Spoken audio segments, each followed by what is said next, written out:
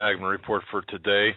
It is Thursday, February 13th, 2014. I'm Doug Hagmann. With me is my co-host, Joe Hagmann. Together we are the Hagmann and Hagmann report. Folks, you're about to hear 3 hours of unbiased, uncensored news, information, and analysis. Information that when coupled with today's headlines, is going to be invaluable, we believe, to you.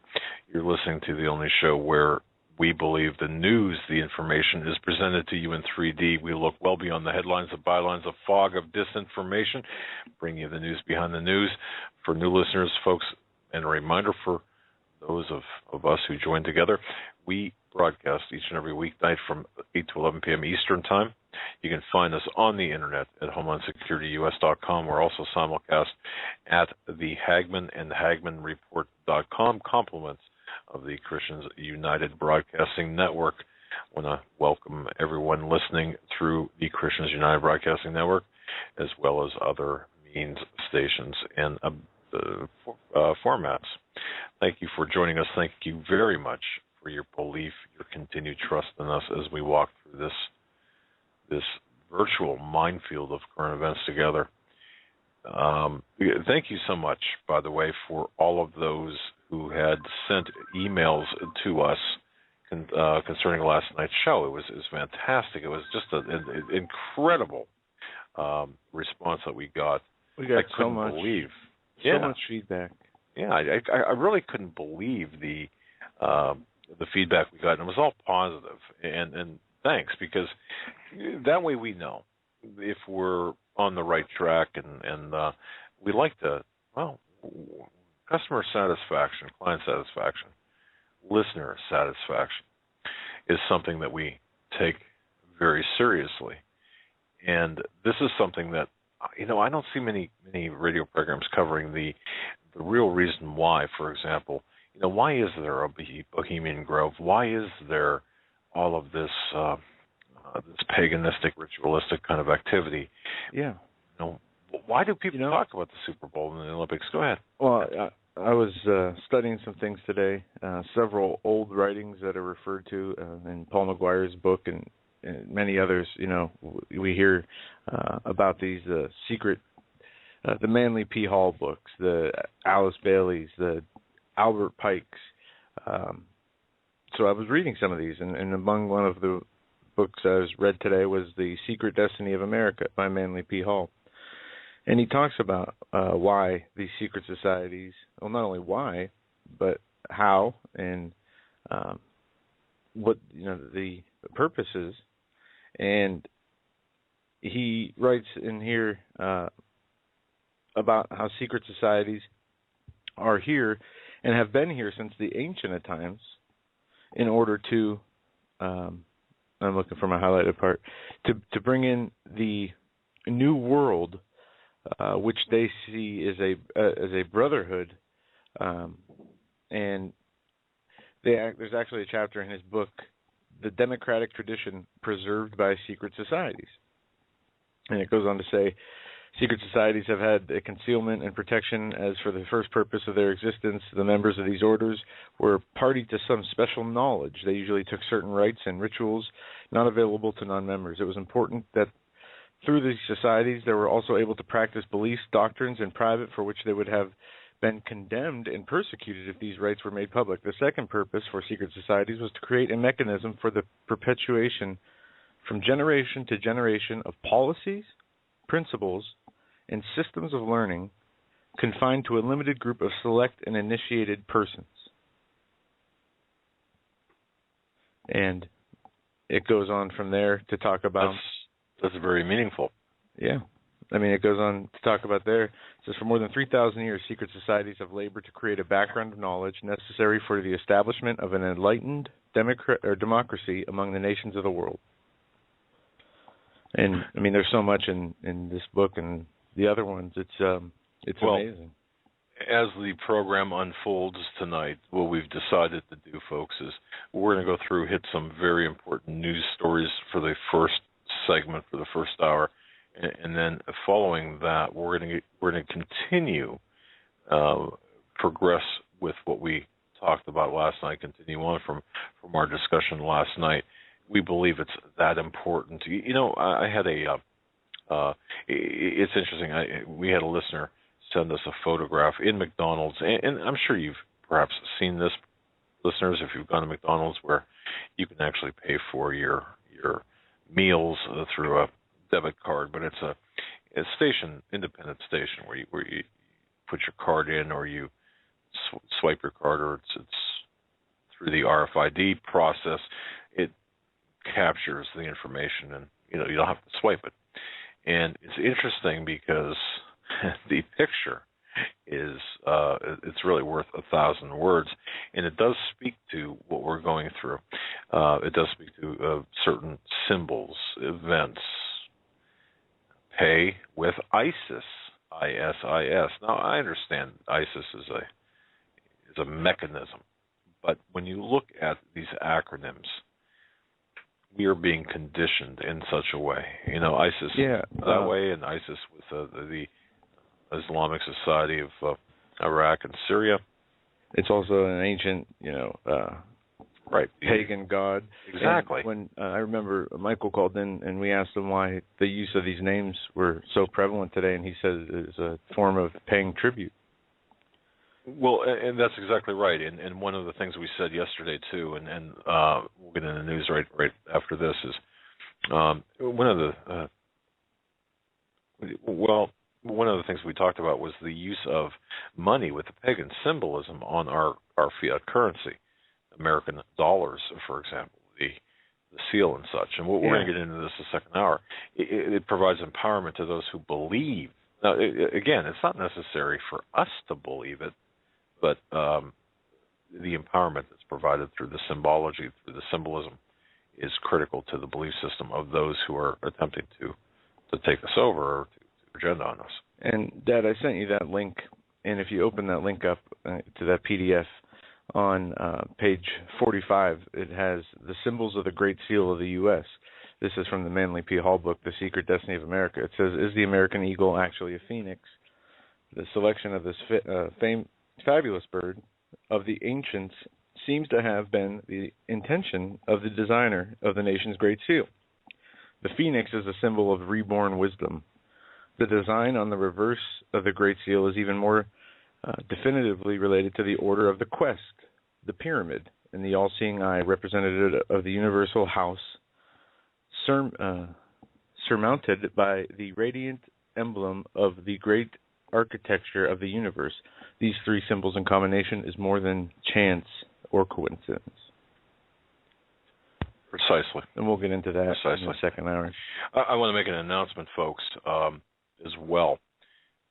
Monday, that's this coming Monday, the guerrilla economist Steve Quayle talking about the dead bankers. Now, I've been in research and investigation. I've conducted inquiries with respect to the bigger picture behind the bankers, the dead bankers. Now, if you haven't heard about this, or if you're just vaguely familiar about this, in the last 3 weeks, there have been 7 bankers who have reportedly committed suicide, one, in fact, by at least 7, if not 8 shots with a nail gun. And, of course, the authorities in Colorado, the law enforcement officers in Colorado, along with the medical examiner, suggest or have stated that it looks like a suicide. Now, these are the reported ones. I heard... Well, correct. You're going to say that you heard like 19 or 20, right? Right. Gerald Salenti came out and said, I think there were 20. Somebody told me that today. That's what I mentioned, that right. We only hearing about what's publicized, and there's possibly more unpublicized. Well, there are more, but here's what we have to do, and this is why I believe it's important. We've got to look at the bigger picture. We can throw in the entirety of the bankers who have. Let's say there are 20. There are some in there that don't seem to fit. I mean, they're worth mentioning. Their deaths are worth mentioning. However, when we look at this, we're looking at key people with information, or having the ability to perhaps reveal an agenda, and we're looking for the nexus, for the connections. Folks, I've never seen this movie, but I did read the plot summary synopsis of the international movie from, in fact, it's funny because as I was going through this, it was exactly 5 years ago today, the 13th of February 2009, when the movie The International was released in the U.S., and this is about an Interpol agent attempting to expose a high-profile financial institution's role in international arms dealing ring. And what happens is, essentially, I'm not going to spoil the plot or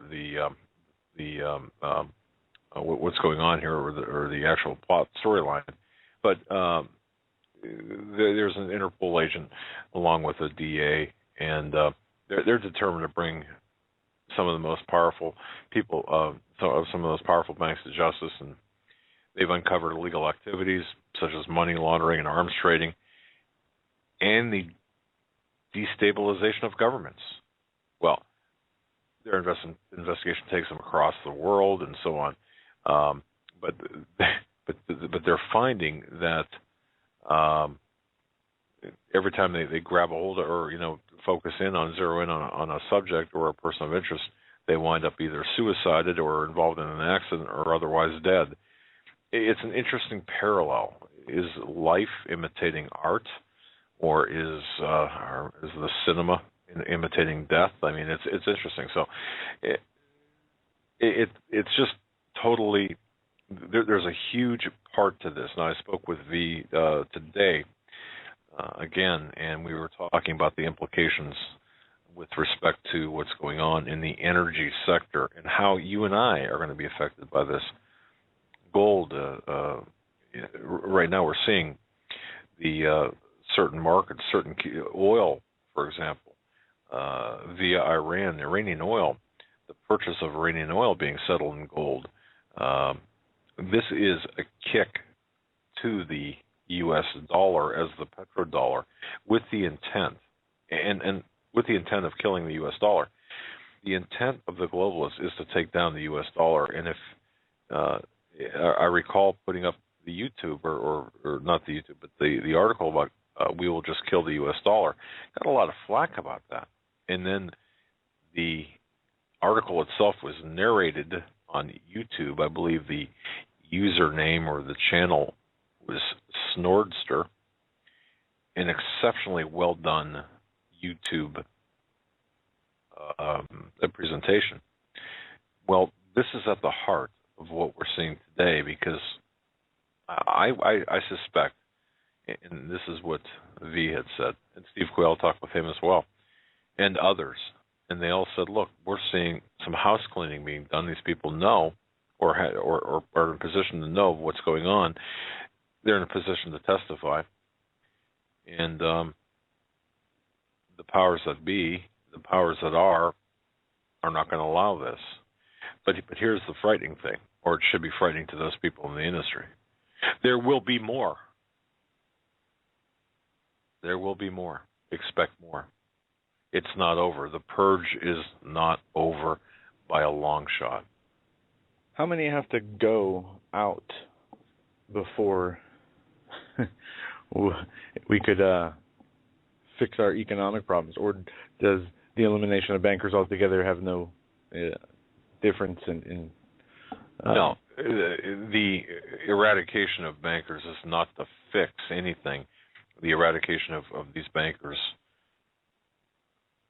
is to ensure that those complicit in the killing of the dollar, the changing of the financial structure, the geopolitics of it all as well. And folks, don't forget, this is connected to what's going on in Syria as well as the Middle East. This is connected to what's going on all across the globe, because money is behind all of the wars. This is connected to the opium trade. I mean, the money is the common thread behind all of this. It's not about fixing anything. It's about taking people out that could take people down, the power elite down, whether they're those people who have met their untimely and very unfortunate demise, whether they either intentionally or unintentionally stumbled upon information that endangered their lives. Think Hastings, think Breitbart, think in that kind of capacity or in that similarity. This is what we have here. Look, when you work a murder case and you're looking at potential suspects, and you've got a murderer, or we'll say a group, or a gang who is involved in murder and other felonious activity, and let's just say you've got some people who are on the periphery who just happen to see things or are involved in things. They're going to be the targets of this gang. Now, keep in mind, the stock market is doing well. So the question is, why now? Why now? The answer is because it's necessary in order to take the market down and to implement the global objectives. I constantly see when this subject is talked about, and this is why I'm very anxious to get this report out. It's going to be an extensive report, perhaps broken down into a couple of different segments. I talked to Judy McLeod at Canada Free Press today as well, very interested in this, and Steve Quayle very interested in this. When this comes out, it's going to explain everything. But I've seen people, Joe, talk about this on different forums and not getting the enormity of the lie, not understanding the enormity of what's going on here. And even some people, despite the presence of corpses, are saying, well, there's really nothing to see here. At what time? I mean, we've got a trail of dead bodies, a dead pool of financial bankers, insiders. What would it take to convince the captured corporate media to have the integrity, the journalistic integrity, to take a look at the bigger picture and say, wait a minute, there's something wrong here? Especially when they won't even do so, when a 57-year-old Richard Talley is found in his Colorado home, pummeled by 7 or 8 nail gun wounds. I mean, that's look, folks, that's a painful death. And, of course, that's being ruled a suicide. Is it possible? Well, I suppose. I suppose it's possible. But in the context of the bigger picture, is it probable or likely? No.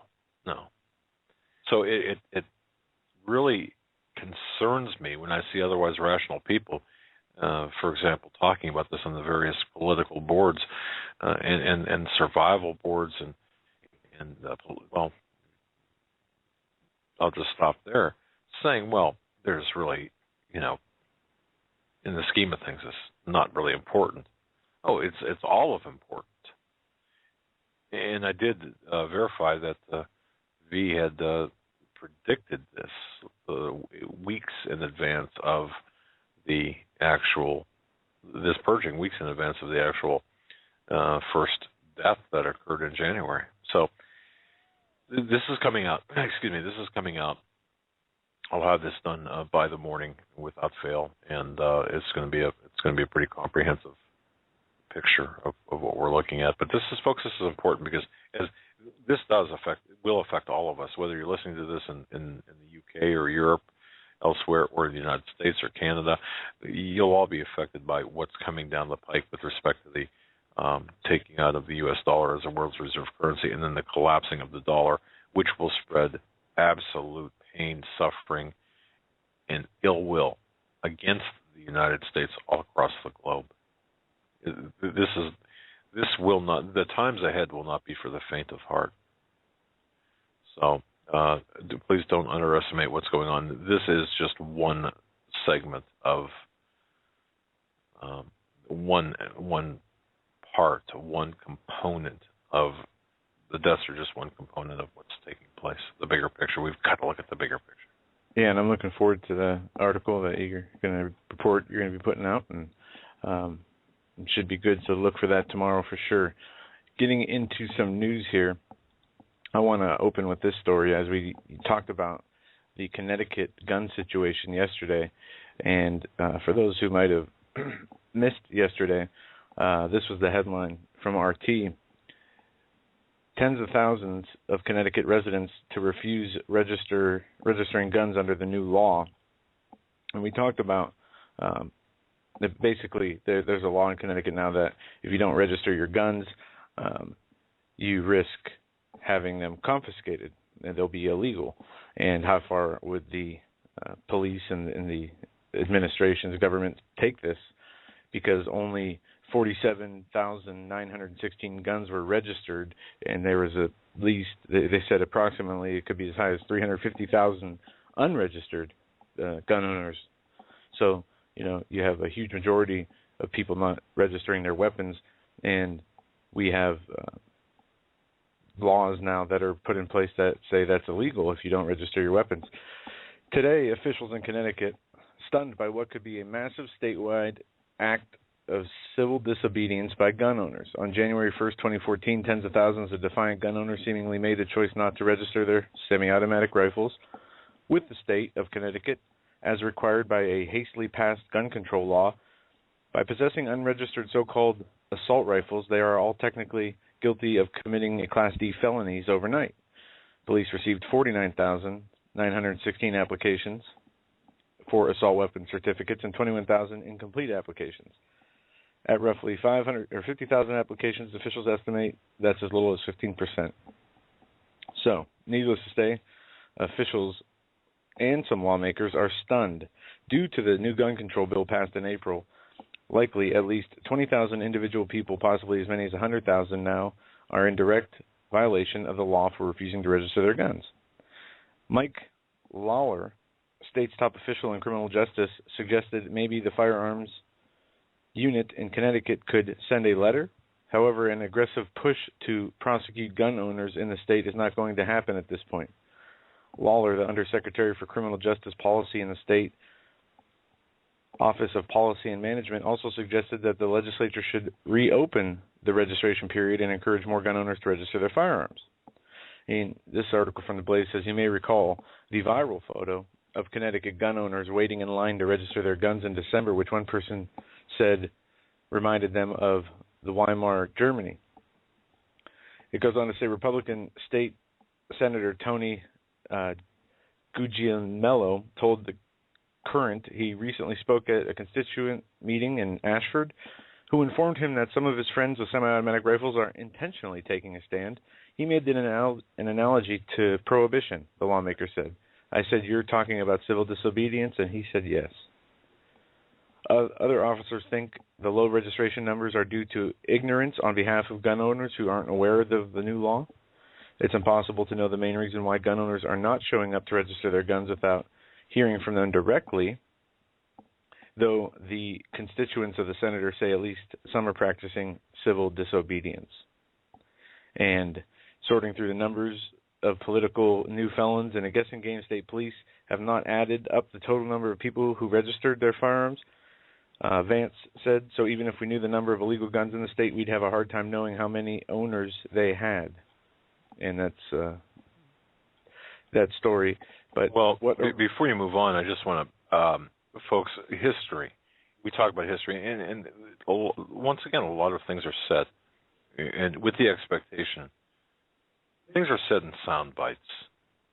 For example, communism has killed upwards of 150 million people. But when you get into the conservative, yeah, right. But when you get into the actual architecture of how, one of the very first things to take place is gun registration. Notice I said registration. I'm not talking about confiscation. That comes later. Go back to the Ottoman Turkish Empire from 1915 to 1917. The targets were mostly Christians, Armenians, for example. 1.5 million people were killed, civilians were killed. The features of the overall gun control laws that were enacted were that permits were required. governments maintained a list of owners, and there was a ban on possession of weapons. That was back in 1915. So when you have people, if you are sitting at the table with your progressively minded family, uncle, friend, whatever, and they start talking about, well, this is just to keep the guns out of the hands of criminals, or this is just merely, it's not going to really have any effect. You can point out Ottoman Turkey, 1915 to 1970, 1.5 million people, mostly Christians, were murdered by their government through a 1911 proclamation requiring gun registration. And of course, the Soviet Union, 20 million people, we all know that. They licensed gun owners. Then they banned the possession. And of course, the severe penalties came later. Yeah, and we see how the current administration is fun ignoring laws, making things up as they go. Well, how does it feel? If you're going to ignore laws, why not have the citizens ignore laws? They're just following what you do. Well, of course, the law as we know it, and as folks, as you should, if you're living in Connecticut, or regardless of which state you're living in, the law, the state laws, these incredible pieces of legislation are in direct violation of the United States Constitution. So the individual or the entity who is committing the greater crime here are the very people who passed the law, which is really not a law if it doesn't comport to the United States Constitution. The argument, I know, is that, of course, this would have to be litigated, except, look, but consider this. You're dealing, the topic you're talking about, Joe, is the Connecticut issue. Even a conservative in Connecticut is so far left on the political spectrum that's really an archaic piece of, it's really archaic, but even a conservative would be classified as a liberal, and a liberal, of course, a progressive or a socialist. But with this, imagine waking up today knowing you're a Class B felon. That's a pretty good thing of this civil disobedience. Well, here, they're not taking any action. Their inaction is what is the civil disobedience. But it is still... Right, it's passive civil disobedience. But the way we see it, and after looking at this from a historical perspective, the next move, whose move is it now? The next move is on the part of the state. Yep. So what is going to happen? As we said last night, we've got to pay very close attention to what happens, because we know that there's going to be beta testing done. And I certainly believe, from my perspective here, and talking with a few people in the know about this, they are going to take, using the forms that have already been, the federal forms that have already been filled out, they're going to make a couple of examples, very high-profile examples out of certain individuals and groups, or individuals in particular. I hope they don't use drones. Well, yeah. But they will make some high-profile examples out of those who have failed to comply in order to intimidate those who are at home with their weapons, because they, at this point, it's a logics problem. They cannot go door to door at this point in time for confiscation. That's not to say that that's not in their plans or that they can't. It's just say they're not. I'm just saying that they probably will not do that. Coming out, it looks like they're going to make some examples, very high-profile examples, and that's how it's going to play out. So the state lawmakers, and I say lawmakers because that's how people look at them, made a bad law, made a law that's not consistent with the U.S. Constitution. And the people, through their passive resistance, have spoken. The state is going to take it to a new level, and when that happens, we're going to see some pretty ugly things here in the short term, or perhaps in the midterm. Did you see what happened in California today with the gun rights? Well, why don't you explain what happened? Court strikes California law restricting concealed weapons. California must allow law-abiding citizens to carry concealed firearms publicly.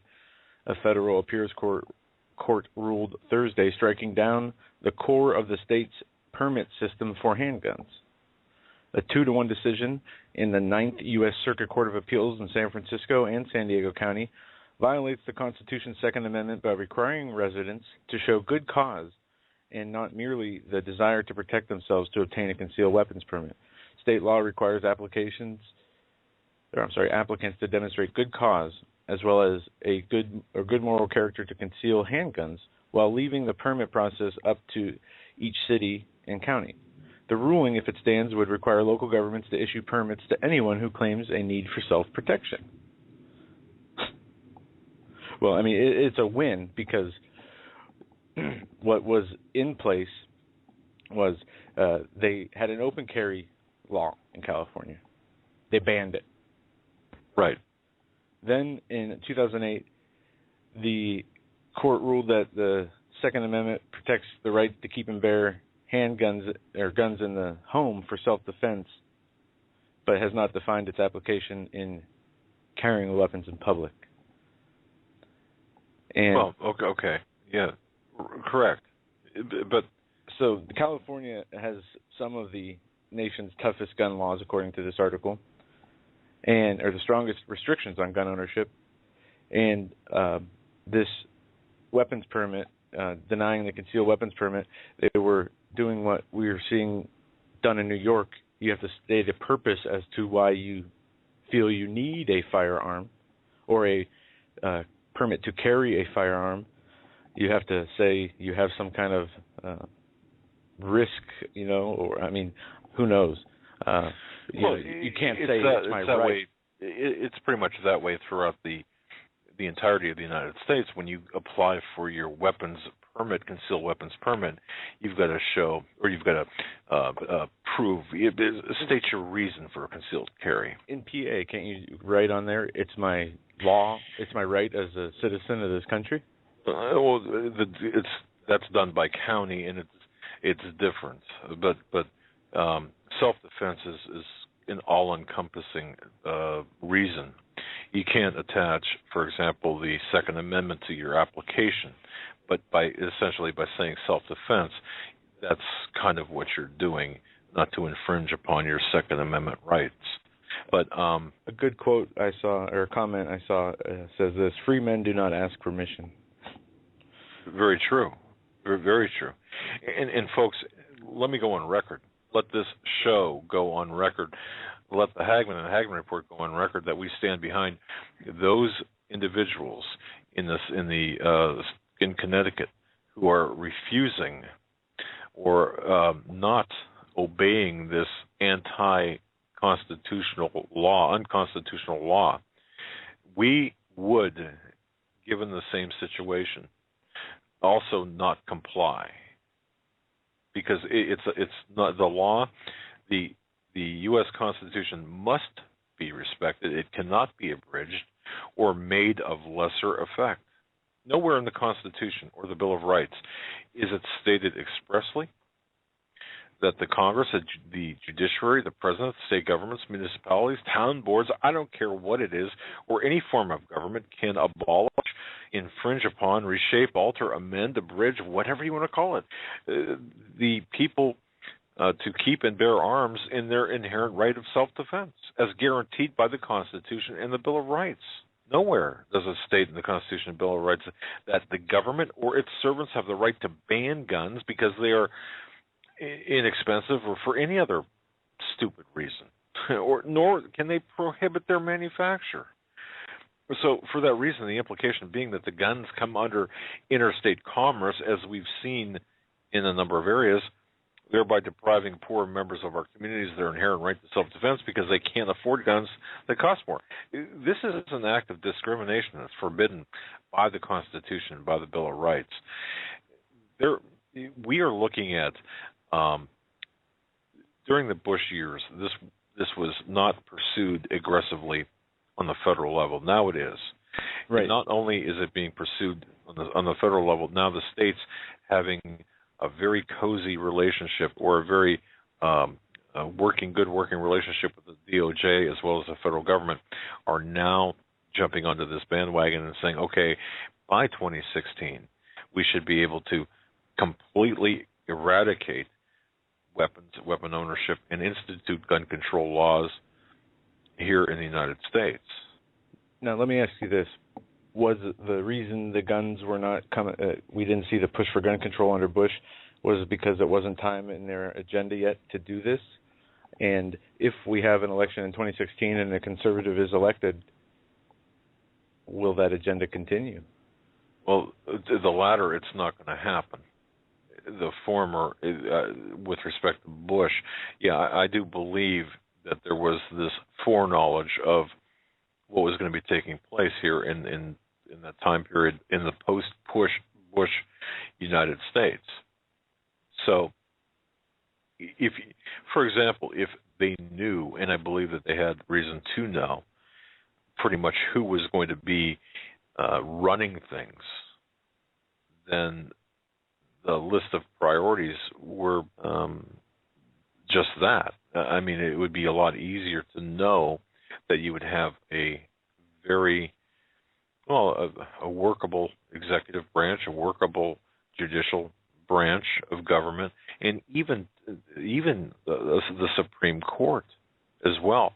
Folks, don't put I'm sounding the warning bells on any Supreme Court rulings concerning the Second Amendment, because I don't believe they're going to be for the people. And we're going to have some decisions coming up that could very well affect and overturn the Heller decision and other Supreme Court laws.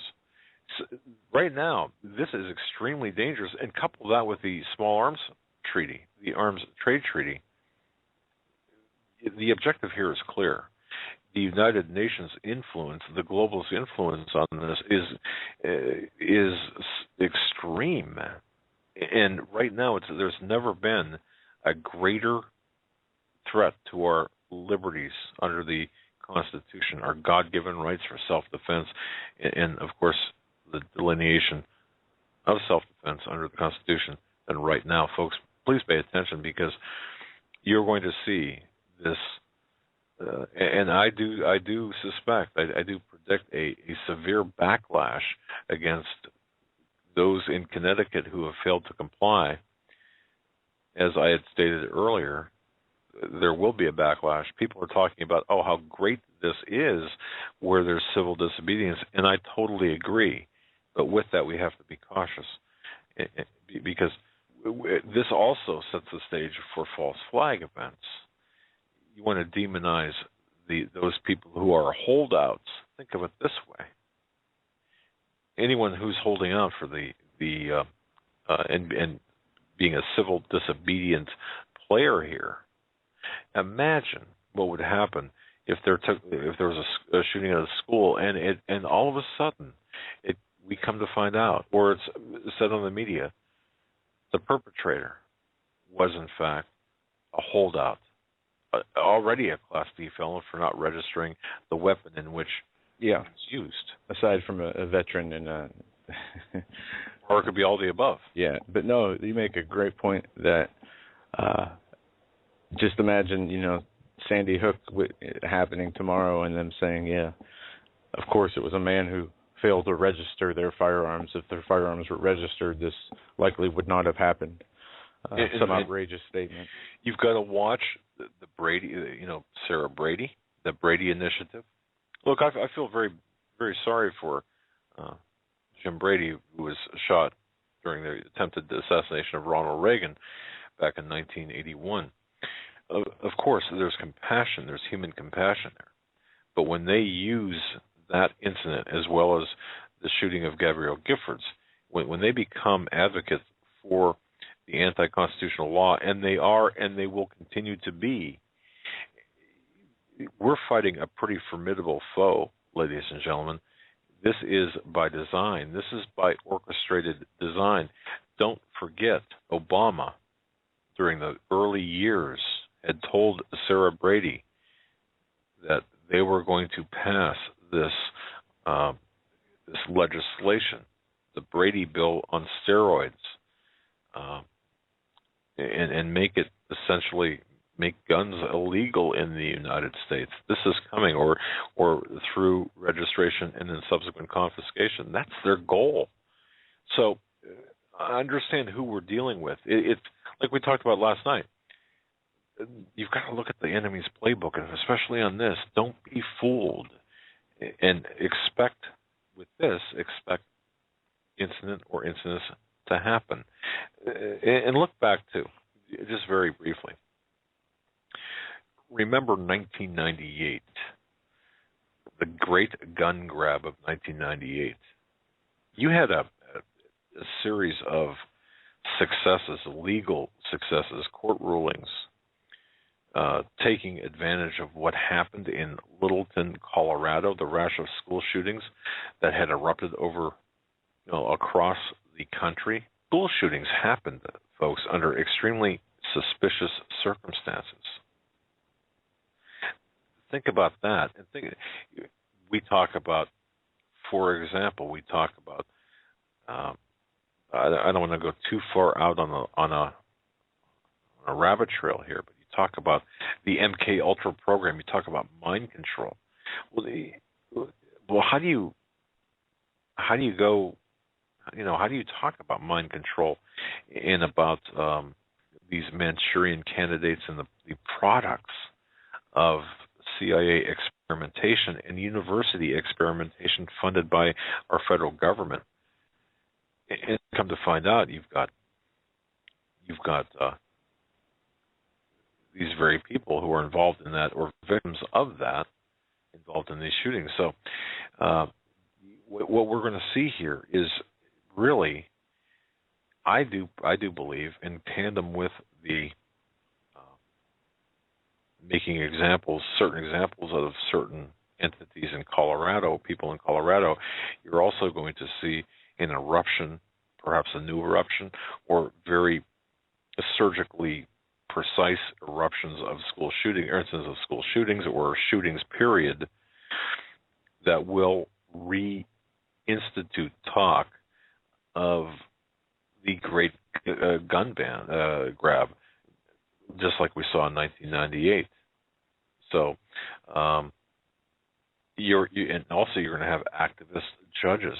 Remember, one of the most notorious enemies of the right of people to bear arms back then was Judge Decker, who took an oath to uphold the Constitution, but constantly violating it. I think it was the ninth. Well, you know what? I'm not exactly certain what congressional district or what the judicial district Judge Decker was involved in.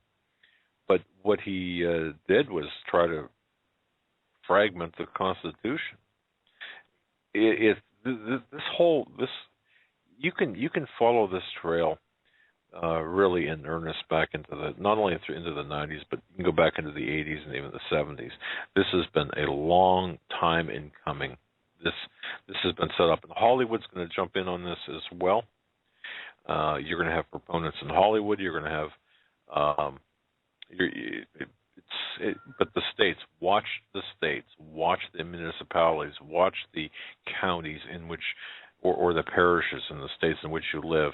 And if you're listening to this outside of the United States, watch for stricter enforcement of those countries who are already under the, or have a gun ban, gun registration, gun control mechanism in place under the Arms Trade Treaty under the United Nations. This is what, trust me, this is where we're headed here. They're going to double down. They, meaning the globalists who don't, because see, they cannot afford, Joe, they can't afford to have an armed populace at this point. They cannot afford to have an armed populace because of what's coming.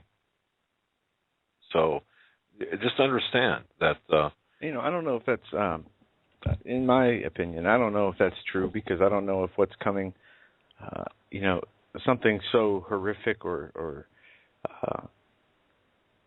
devastating could happen that it would just numb people. I mean, it wouldn't be thinking about, weapons. They could just be so shocked. And at first, just imagine at night, everybody goes to sleep, night like tonight, you wake up and the majority of people are sleeping at night. You have very few people who are working third shift. You wake up and there's troops on every street, checkpoints. Right. You understand what I mean? To where, it could, what you're saying probably is the case, but I see calamities happening that could happen where it wouldn't make a difference either way. Well, then let me ask you why. If you think if a nation invades the United States, wouldn't they want the citizens to have guns? Not necessarily. Okay. It depends on one's perspective, and it depends on one's plans and objectives. We have to remember that the globalists, the people, the power brokers, their objectives never change, haven't changed, won't change. And that's for the subjugation, the imprisonment of all of the free citizens all across the world to be beholden to one system of economics, one political system, and one religious system. That's their ultimate goal. That's why we're talking about the things we talked about last night. We'll talk about it later. But see, this gun registration / confiscation, ultimately, and using Connecticut as an example, and I think Glenn Beck talked about this today, so I've heard from people who listen to him. Well, go deeper, go a little bit further, understand, put this in the context of the current events.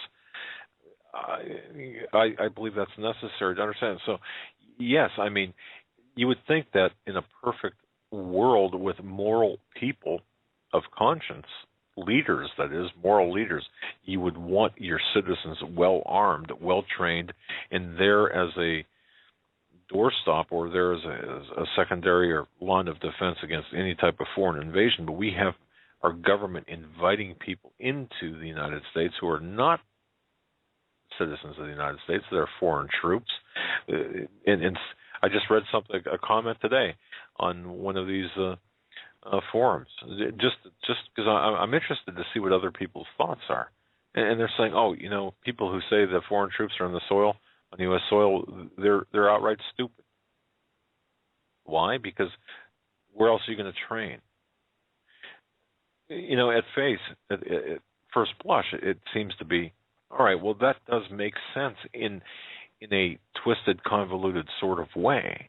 We're the best in the world, so the training, sure, we can train them, but not in the manner in which they are being trained for urban combat, urban warfare, and for the policing.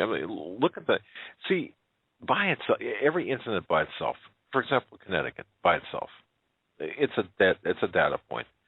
Think about the training drills that the United States had superintended of foreign troops and of our own troops preparing for urban combat here in the United States.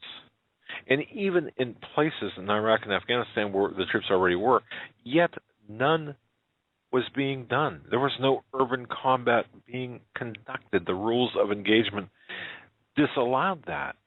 Folks, look, it's easy for a person, and you've kind of looked too at the profiles or posting history of these people who are very influential or seemingly influential to turn the tide of a thread of a forum. That reaches an untold number of people. I think sometimes it's called hijacking a thread, or just actually turning the discussion. But look, it's for example, this person said training has been historically conducted here in the United States. That's a true statement, but that takes away from the details, and the devil literally is in the details. So while the one statement, while A might be true, B is not true, yet people focus on the first part of the statement. So I guess what I'm saying, this is a very dangerous period in time. And when I talked to V today, we were talking about the gun confiscation as well, or gun registration that will lead to confiscation. And he said, yeah, look at what's taking place with the bankers, along with the military, and then the objectives of the geopolitical objectives of not just the United States, but the Brits and the French and NATO and such. What are they doing? You can't look at one thing. You look at the entire thing, the entire picture, because then you've got a good idea of how all of the interconnectivity of all of these events.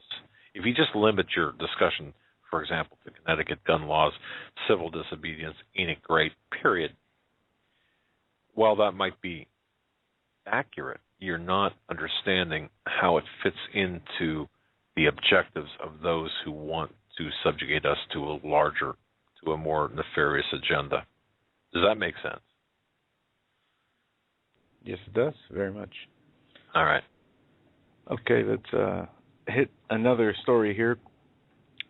The Department of Homeland Security has created a new national license plate registration or recognition system. Did you see this story on the internet today? Homeland Security to activate national license plate recognition plan or database. The DHS is to activate a national license plate tracking system that will be shared with law enforcement, allowing DHS officers to take photos of any license plate using their smartphone and upload it to a database which will include a hot list of target vehicles.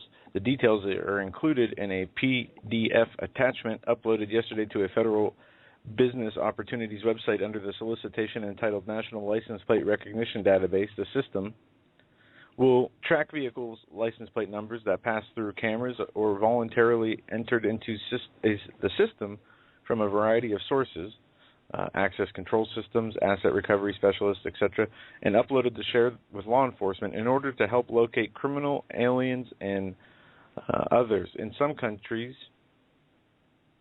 they have license plate tracking networks, like the UK, and they have vehicles added to a hot list after attending protests, political protests. So political activists have been targeted in other countries using the same type of new technology.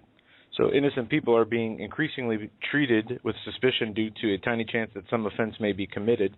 That from David Janik. The DHS database will allow authorities to determine where and when the vehicle has traveled using data compiled from a variety of sources nationwide, including metropolitan areas within the U.S., suggesting the system may be linked in with regular surveillance cameras as it is in the U.K. It will also allow DHS officials to take a picture of any license plate via their smartphone, upload it to their database immediately, receive an alert if the plate is on a watch list. And it also says the system must have the capability to flag license plates and conduct searches anonymously so that other law enforcement agencies may not have access. Heck of a news for everyone. This is already in progress. I talked with a high-ranking police official in New York City with the NYPD. I shouldn't say New York City. They already have this installed in several of the vehicles. Now, what you're talking about is the equivalent of a smartphone application. That's fine, but they already have this very equipment installed with NYPD, but they're also taking this at a federal level and through federal monies to the municipalities who agreed to take this, and who wouldn't agree. Which municipality wouldn't agree to take this? So This is coming to a town near you, folks, if it's not already there. Well, what they're saying here in the article is that the National License Plate database is one thing. In street cameras, highway cameras, and lights and such already are going to be connected to this network. But what they're saying about the smartphones are DHS officials, wherever they are, have their phones, can snap a picture of any plate and not only get entered into a database, but can receive information if that car is already entered. Correct. Correct. Yeah, right, in real time. And this, they've already got those capabilities. That infrastructure has been around for a while. The database itself, or the other side of that equation, for example, if you've got a car that's parked on well, just whatever city in which you might live, if your car is parked on the side of the road, and I've seen this in action once again in New York City. But if you got a car on the side of the road, they can drive by that using their it's more than a camera system. But think of it as the easiest way to explain this would be a camera that's attached to a computer or a modem. Modem? Yeah, I guess that's the way to say it, where the data is actually captured in real time, funneled through the computer modem, transmitted immediately to the data center. Now, I'm not clear exactly where these, if there's more than one, or if there's hops between state and then federal data centers, but ultimately the federal government has the data center for this. It's like facial recognition for license plates. You have to understand too, there has to be a pool of faces or a pool of license plates already on file. Well, the federal government has collected all of the license plates from the 50 states here in the United States. They know there's a huge database of all of the state license plates at the federal level. So this is already in progress, or has been in progress. The only refinement is what the person, either the federal or the state agent or the state law enforcement officer, the only refinement there is they're getting the ping back of information in real time. Now, is in good hands, in moral, upright, righteous hands, of course, that would be a good thing. In theory, right? In a perfect world. But think of it this way. What happens if for example, you're labeled a political or a dissident or a religious zealot or an anti-Second Amendment zealot? Because, see, if you notice and pay very close attention at the rallies in which you attend, let's say you drive there and you park your car a block or 2 blocks or 3 blocks away from the event, watch what's going on, not at the rally, but at your cars. You'll see people, you'll see agents, law enforcement officers taking photographs of your vehicles, meaning to say your license plate. We saw it here in this town. There's video of it, thanks to our friend Patriot Junk. That's correct. I want to answer, before we hit the break here, I want to answer, TJ, I got a couple of emails from you about Jim Garrow, and I think I got another email about Jim Garrow as well from someone else. Folks, we had Jim Garrow on our show on February 5th, which was a week ago yesterday. And was it January 1st? January 1st, right, but people are under the impression, or a couple of people are under the impression that we were going to have Jim Garrow on. We already had him on for 3 hours on February 5th. He will come back, but he's busy doing other interviews at the moment. There is no date for him to come back yet. He's certainly, we'll schedule him again but he was on our entire show on February 5th. So for those who missed it, Jim Garrow was on our program on February 5th. For whatever reason, I've been getting a lot of emails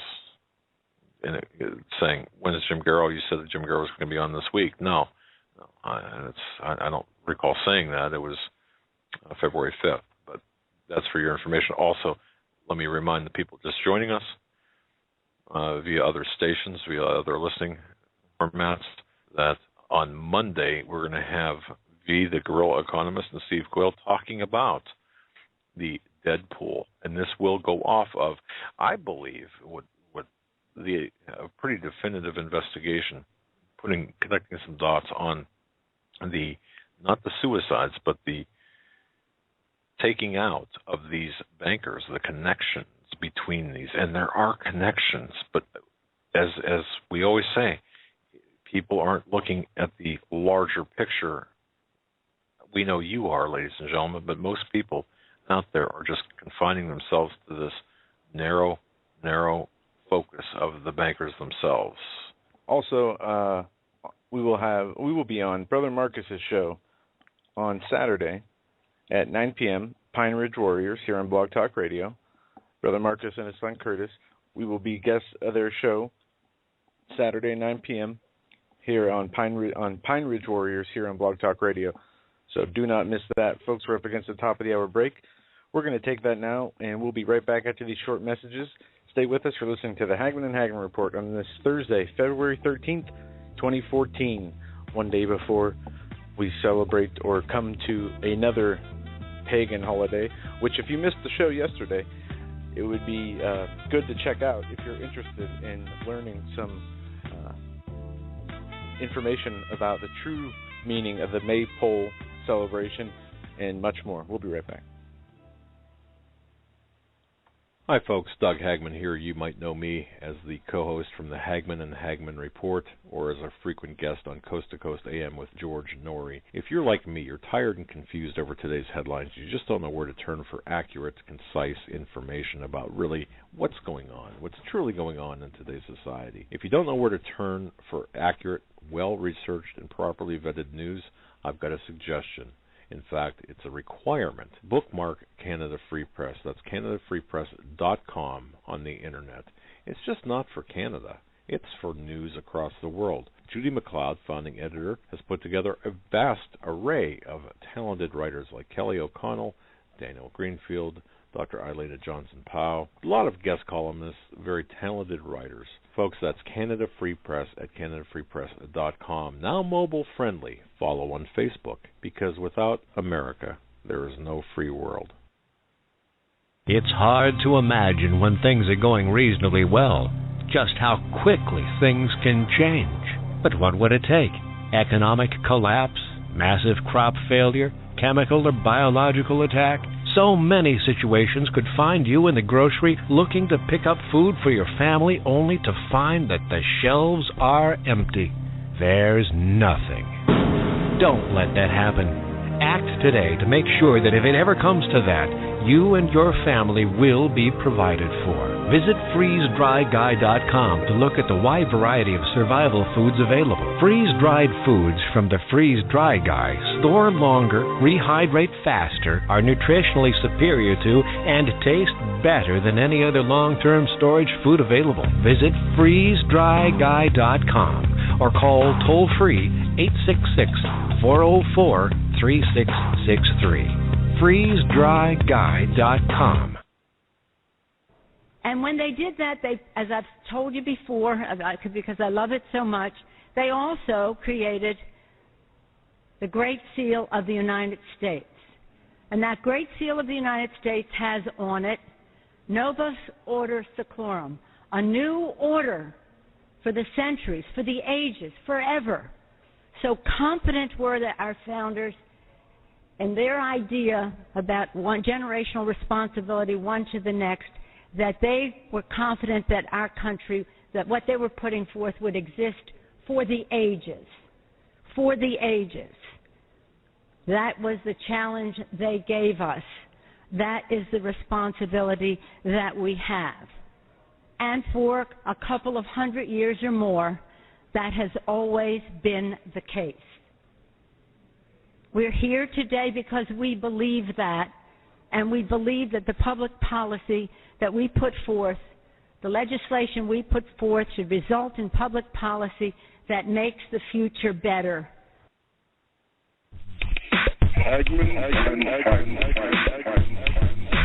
You want answers? I think I'm entitled. You want answers? I want the truth.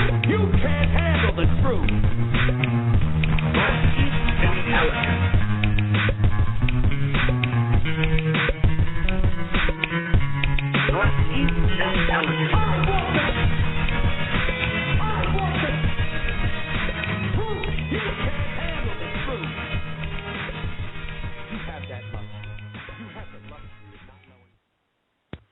Welcome back, folks, to hour number 2 of the Hagmann and Hagmann Report. Thanks for hanging with us.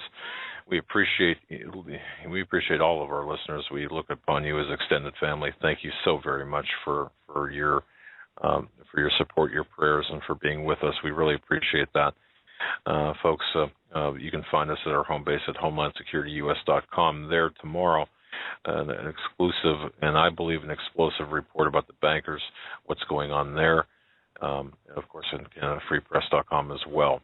And yesterday we had talked about a couple of different things, but we focused primarily on these occult holidays and the pagan holidays for the reasons that some people might find a little bit difficult to understand.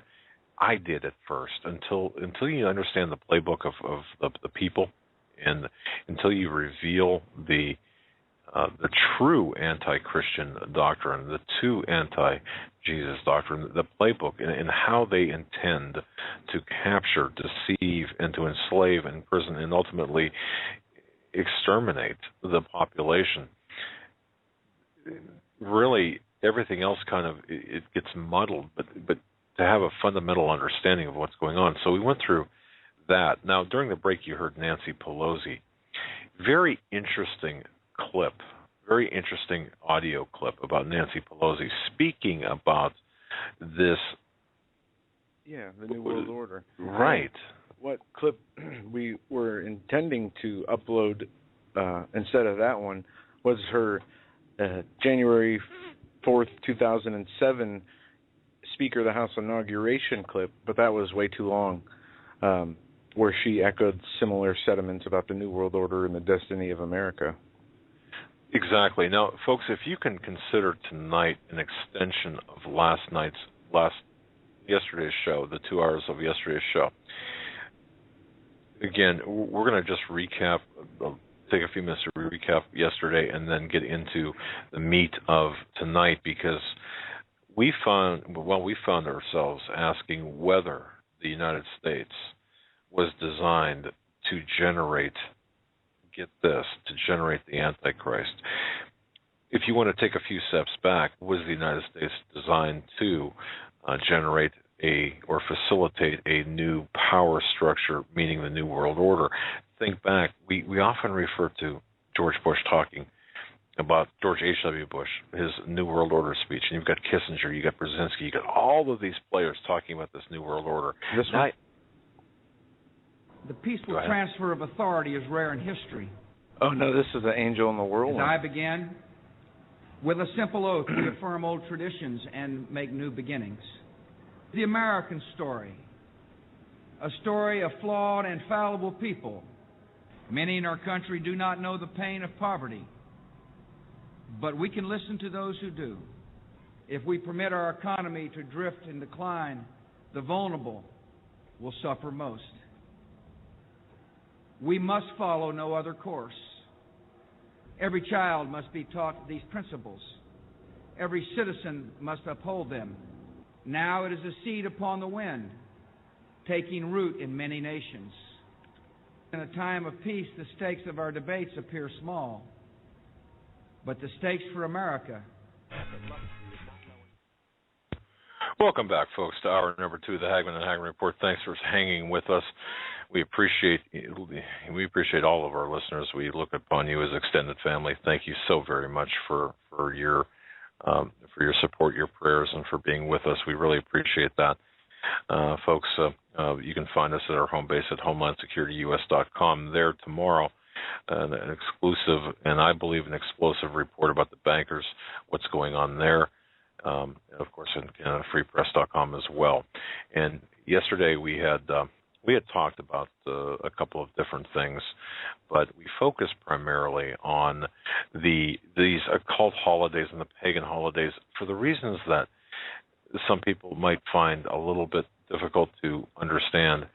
I did at first until you understand the playbook of the people, and until you reveal the true anti-Christian doctrine, the true anti-Jesus doctrine, the playbook, and how they intend to capture, deceive, and to enslave, imprison, and ultimately exterminate the population.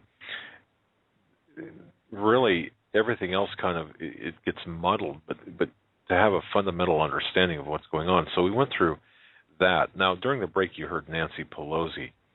Very interesting clip, very interesting audio clip about Nancy Pelosi speaking about this. Yeah, the New World Order. Right.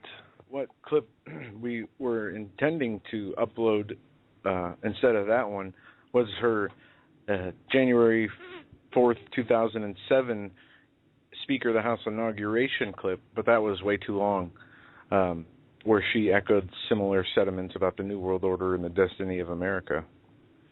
Exactly. Now, folks, if you can consider tonight an extension of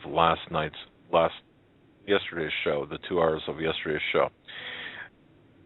Again, we're going to just recap, take a few minutes to recap yesterday and then get into the meat of tonight, because we found ourselves asking whether the United States was designed to generate, get this, to generate the Antichrist.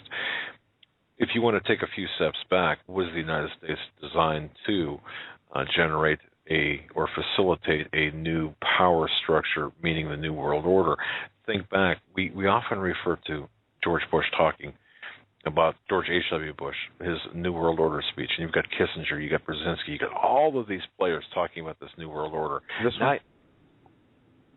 The peaceful transfer of authority is rare in history. Oh, no, this is the angel in the whirlwind. As I begin, with a simple oath, we affirm old traditions and make new beginnings. The American story, a story of flawed and fallible people. Many in our country do not know the pain of poverty, but we can listen to those who do. If we permit our economy to drift and decline, the vulnerable will suffer most. We must follow no other course. Every child must be taught these principles. Every citizen must uphold them. Now it is a seed upon the wind, taking root in many nations. In a time of peace, the stakes of our debates appear small, but the stakes for America are never small. The enemies of liberty in our country should make no mistake. Our national courage has been clear in times of depression and war, when defeating common dangers defined our common good. We will confront weapons of mass destruction. We will build our defenses beyond challenge, lest weakness invite challenge.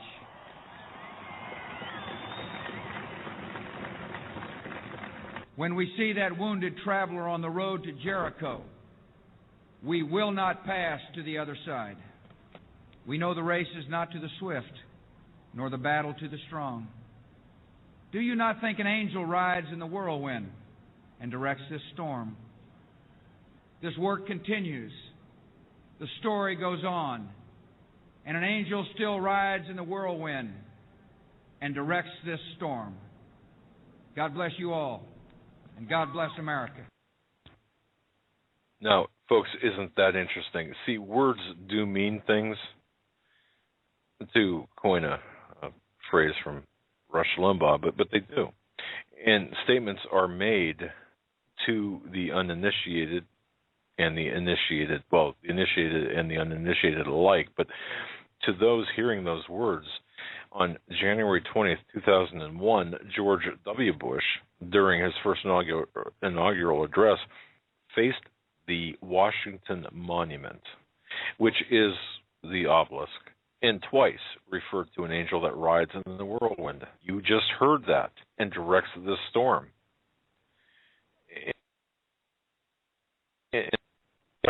Do you not think an angel rides in the whirlwind and directs the storm? 5 weeks after that inaugural, on February 28th, 2001, you had Congressman Major R. Owens of New York. Well, he stood before the House and prayed again to the angel in the whirlwind. Now, folks, having veterans of the program have heard this before, but it's important to reiterate, because Owen asked, he has a spiritual force to guide the future and fate of the United States. Well, 28 weeks later, for a total of 33 weeks from the date of the inauguration, note that this number, as we talked about yesterday, invaluable to these occult fraternities, secret societies. It was exactly 33 weeks 9/11 happened.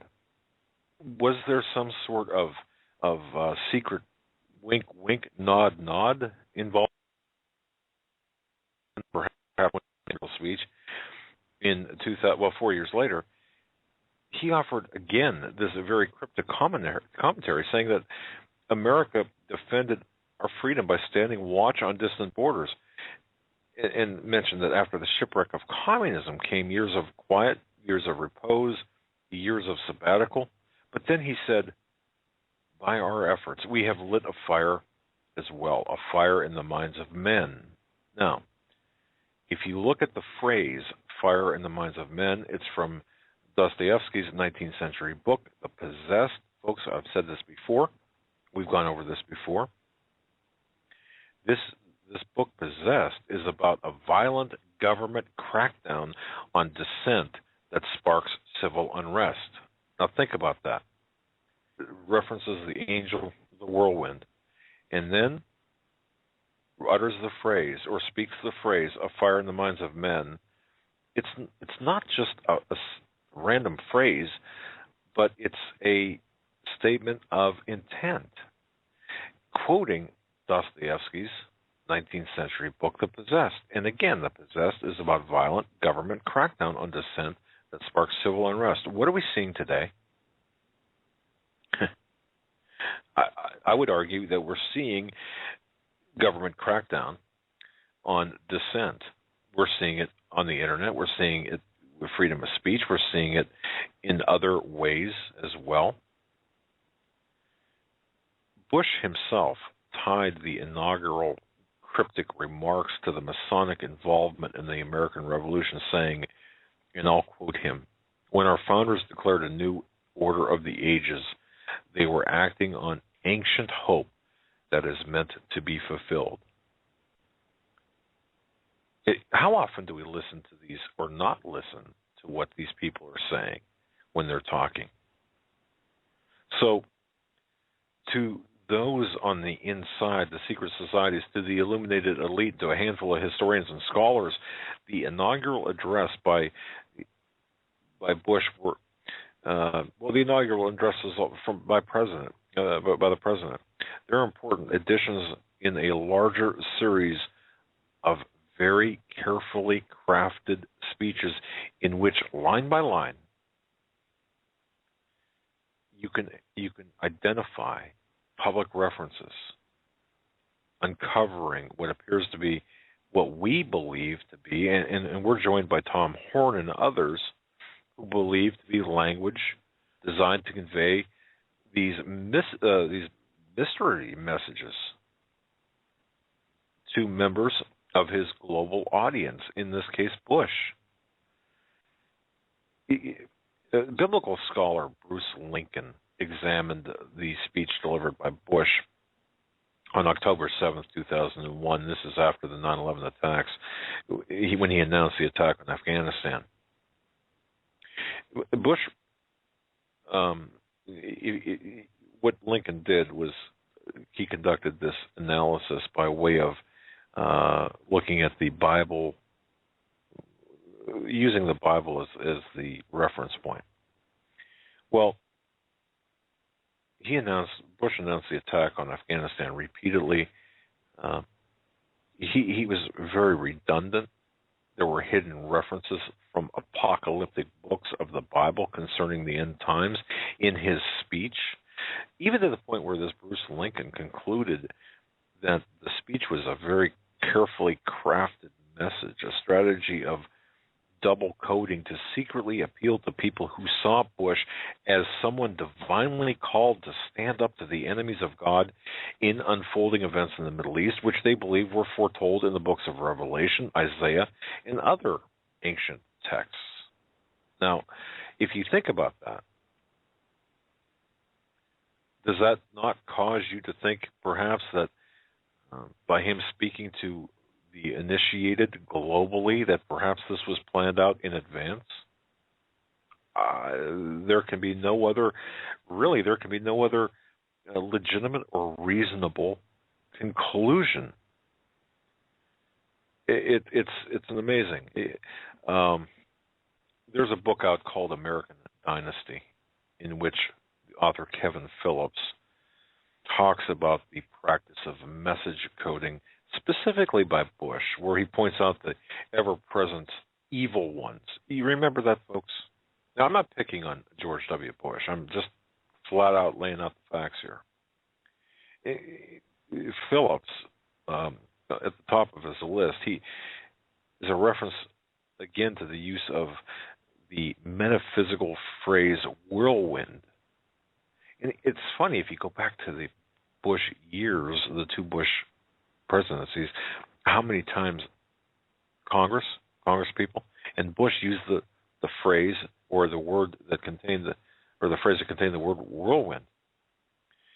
And he interprets it as a medium for the voice of God in the books of Job and Ezekiel. So from an esoteric point of view, Phillips is, look,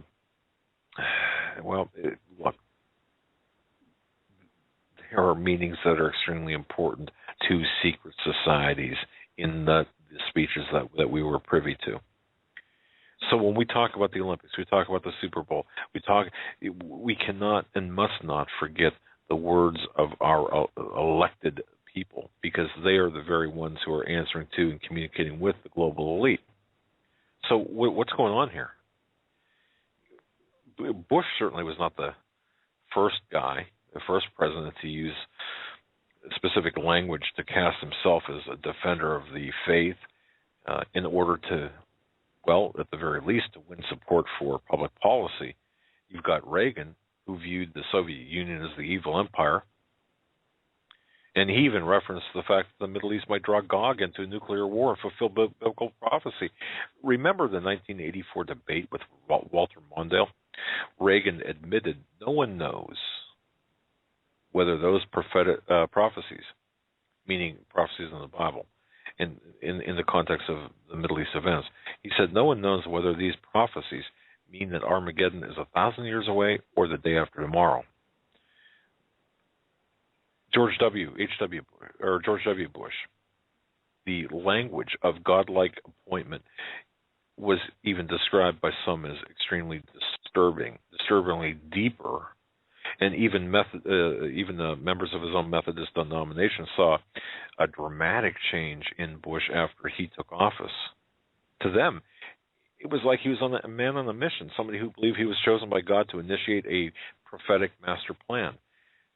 Look at that in the context of the Illuminati. And this is what people have got to look at the bigger picture. And in the 2006 midterms, there were some changes made, but the changes to domestic and foreign policy, the presidency of Bush was really on a path, if you look at this, toward an apocalyptic vision led by inspiration from what? From the angel in the whirlwind. Did Bush understand the ramifications of his words and actions? Did the people around him understand the ramifications? Did the people around him, the speechwriters, and Bush himself understand the reference or the reference to the Dostoevsky's novel, The Possessed? Yeah, it's like what you're talking about. Do they understand the importance? The Harbinger, where was it John Edwards and who was the other politician that both read this out of the same verse of the Bible, where it talked about the sycamores are cut down, or the hewn stones are cut down, but we will replace them with sycamores. Reading these prophetic verses, after 9/11, as these prophetic things are happening, do they actually really even understand what they are doing? Just like the Joe Biden clip, swearing in a Justice Roberts saying, you will rule on whether a person can be microchipped to track his every movement. Pastor Langford said that was prophetic. I wonder, I'm sure the speechwriters know. I'm sure that there is a presence, whether physical or spiritual, which has, instructs them to fit exactly. So you're talking about perhaps something inspired, spiritually inspired, whether demonically or godly inspired. And John Kerry, thanks guys, was the second politician who read from the same verse. Well, remember yesterday we talked about Prometheus. Okay. Look, fire in the minds of men. If you look at that, for members of the family, for members of the initiated, the family of the globalists, well, let me back up to just a second here. The prophetic context for war in the very land associated with Armageddon in the future, and even against Saddam Hussein, no less, who claimed publicly to be the reincarnated Nebuchadnezzar. Think about this now. Here you are the president of the United States, the most powerful military force in the world, and you are actually opening up a war front against Saddam Hussein, the man who claimed publicly to be the reincarnated Nebuchadnezzar, Nimrod, whatever. That held for Bush the language of moral dualism, which allowed him to play out a divine mission, at least in his mind and in the mind of the globalist, while earning him admiration from, in my case, neocons like me at the time, bonesmen, and frankly, the guardians of the craft. And when I say the craft, I'm talking about witchcraft. I'm talking about demonic craft, the larger sense. For members of the initiated and their associates in secrecy, that the most startling coded language was drafted at a regular cycle. For them, the phrase "fire in the whirlwind" from the second inaugural was not only a call for societal upheaval to usher in a new world order, but once again, and I stress this, a reference to the Promethean faith. And that neoconservatism and Prometheism could be married, that it could be connected is essentially important, as both doctrines, folks, are in occult visions of a kingdom of God or gods on earth established through human endeavor and enlightenment. Prometheus was the Greek titan who stole fire from the gods and gave it to man. We've got to understand without going too far deep into this, we've got to understand the players here. And we've got to understand the Promethean faith. It's a revolutionary faith. It's a Gnostic doctrine whose origins were solidified in the occult Freemasonry and scientific Marxism. And remember that term, scientific Marxism, because that is important. So, in the view of recent history and how, in the context and how this applies, a fire in the minds of men, plus numerous, at least two, if not more, references to the angel in the whirlwind, were the perfect scripted choices for Bush's inaugurals. This was also key for those who understood it at the time, and that's important to understand. If you're listening to this and you kind of know the code, you know the key, the key words there to unlocking what some have said was really deep politics, below the surface realities that may, for political reasons, be hidden from the radar of us, you and me, while at the same time signaling the appropriate power brokers, the power elite, concerning the real or deep political and spiritual agenda at play. So what I'm saying is, this was a coded speech. I mean, Bush certified confirmation from God for his actions, because remember, in Job 22:13, God speaks once, yea, twice, meaning you say it twice. In the occult, in occult theology, the number 2, we talked about this, or we referenced gematria and numerology. Yeah. The number 2 is the number for dualism. And when talking about, the Freemasons and these secret societies, look no further than some of their own writings and their own publications, where they, the Manly P. Hall here writes, every pagan nation not only has its state religion, but they have their own secret societies. And they say it's the ritualism of Freemasonry is based on the trials to which candidates were subject by the ancient ones before the keys of wisdom were entrusted to them. Few realize the extent to which the ancient secret schools influence contemporary intellects through those minds, posterity. It goes on to say that it appears that all the perfection of civilization and all the advancements made in philosophy, science, and art among the ancients are due to those institutions which, under the veil of mystery, sought to illustrate the sublimest truths of religion, morality, and virtue, and impress them upon the hearts of their disciples. Very interesting. And that's from Manly P. Hall, right? You said? Yep. Okay. Well, let's just continue a kind of a larger review, because I think that this is so important for people's understanding, because I had a difficult time. Maybe I'm a slow learner. Maybe I'm just kind of a slow learner in all this.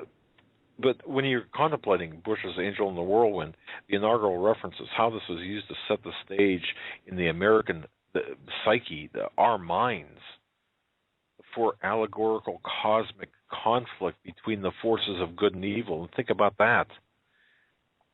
The good United States against the evil spirit of Babylon. That's how it was set up. And you can refer to books, for example, Dr. John Coleman wrote a book titled The Committee of 300, where he claimed inside knowledge concerning world manipulation by an occult Illuminati elite. Well, this falls right into that. The angel in the whirlwind is actually the Mariah conquering wind, which is actually one of the names associated with the Illuminati. The Illuminati, or as it's known by the Committee of 300, Mariah conquering wind. Now, you got to look at the old families of the European black nobility, the American Eastern liberal establishment, and Freemason hierarchy of the Order of the Skull and Bone. Think about George Bush, Skull and Bones, the number 322. The Illuminati, or as it is known by the committee, Mariah conquering wind. In the Committee of 300, which has a 150-year history, you've got some of the most knowledgeable, brilliant minds to form this completely totalitarian, absolutely controlled new society. But it's not new, because it draws its ideas from various ancient sources. The objective, as we know, is a one-world government rather than anything else. H.G. Wells, in his work commissioned by the committee, which Wells boldly called The Open Conspiracy Plans for a World Revolution. Think about that. There is the devotion that the occult oligarchs have toward implementing this one world order through emerging uniform codes and laws by which everybody on the planet will be enslaved to the desires of the ruling elite. This is what we're seeing in this UN initiatives, or these UN initiatives. This is the plan under which the UN was made. Remember, the League of United Nations didn't do well, so they replaced it by the United Nations. That's a very simple explanation. But look at the connection between Freemasonry, the Skull and Bones, in which George W. Bush is a member, and the knowledge that the Mariah conquering wind is a title by which occult insiders identify themselves, is notable. Mariah, if you want to dissect it real quick, that's an ancient term. Its connection to a divine wind as a vehicle for God and angelic war is important to apocalyptic and mystical literature. Okay, so on the surface, Moriah is the sacred mountain, of course, that we reference, on which Abraham, and you've heard Paul McGuire talk about this and others, on which Abraham nearly sacrificed Isaac before the angel of God called out and said, no, stop. Moriah is also the location of the original Temple Mount in Jerusalem. So the politics of the Middle East, the Temple Mount, Jerusalem, it has extreme significance, not only the obvious, but the less obvious. So when you hear people talking about Jerusalem and the Temple Mount in Jerusalem, you've got to look at it through the context in which the Illuminati look at it, the people behind and the power brokers look at it. The foundation stone at the heart of the Dome of the Rock in modern Jerusalem is believed to mark the exact location. Well, it's just very significant. It's extremely significant. And we talked about the occult holidays yesterday. I kind of wanted in the numerology, I kind of wanted to get into that, but we kind of got off on this Moriah conquering wind a little bit, and the symbolism, speeches of. And we can, talk about what we were getting into last night, but back to the, just the basic Satanism and the occult, how we're seeing it in our society. There are two sets of people, really, people who openly, knowingly practice these things. And then I was reading a book here, one of your books here, Fast Facts on False Teachings, and it addresses horoscopes. And it says, estimates are that at least 50 million Americans are involved in some form of the occult. A recent survey estimated that more than 50 million Americans read horoscopes every morning to see what they should do that day. And it goes on to say people are involved in all types of occult, from fortune-telling, tarot cards, numerology. People also openly involved in witchcraft, Satanism, spiritualism. Other are going New Age channelers, playing the Ouija board, attending seances, communicating with the dead, and even common people. It says, different. When you go to your local grocery store, you see newspapers and magazines with glaring headlines, movies, people who are involved in UFO, clairvoyance, voodoo, all different types of things out there. And we're told about this. We know that what would happen it says in Timothy, now the Spirit speaketh expressly that in latter times some shall depart from the faith, giving heed to seducing spirits and doctrines of devils, speaking lies, hypocrisy, and having their conscience seared with a hot iron. All in Timothy 2:4-3, it says, for a time will come when they will not endure sound doctrine, but after their own lust they shall heap to themselves teachers having itching ears. They will turn away from the truth and be turned into fables. There's so many examples in Scripture. What we're told to do is, it says in 1 Peter 5:8-9, be sober, vigilant, because your adversary the devil, as a roaring lion, walketh about seeking whom he may devour, whom resisteth steadfast in the faith, knowing that the same afflictions are accompanied in your brethren that are in the world. And, there's so many scriptural references to what we see happening today, and there are so many examples of the evil that is spreading around in this world today. And that's why, and you said something very important there, I believe. We can talk about the Bohemian Grove and the events that occur there. But what's the real significance of it? It's one thing to say, well, you've got a bunch of powerful people gathering around. It's like a boys' night out at the Boy Scout camp, in a very perverse way, and I mean that in every sense of the word, perverse. To me, and of course, you get people approached who say, well, it's just a guys' club. It's a place to unwind and so on. Well, you've got this occult significance to this. You can talk about the Bohemian Grove, but what really is the Bohemian Grove? When I first learned of it via Alex+Jones, for example, he had this marvelous expose of the Bohemian Grove.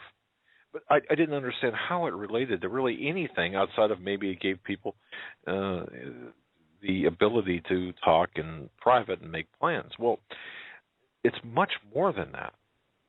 if you consider, for example, the texts of some of the classic texts by some members of Christianity, when I say that, I'm talking about how many of us have heard about the Book of Jubilees and the Book of Enoch, and have heard references to those two books, and people say, well, those are outside the canon of the Bible, so we don't really, that's not part of the Bible. Well, for historical reference, it's important. But you know what else? It's more than that. It's important to those people of the occult mindset and who are part of the Illuminati, because there's the text actually identify, for example, a specific god known as Metatron, the most powerful angel called Metatron. Now you might think that this is so far out there mentally, and so far off the. I mean, why are you even talking about this? Well, think about this.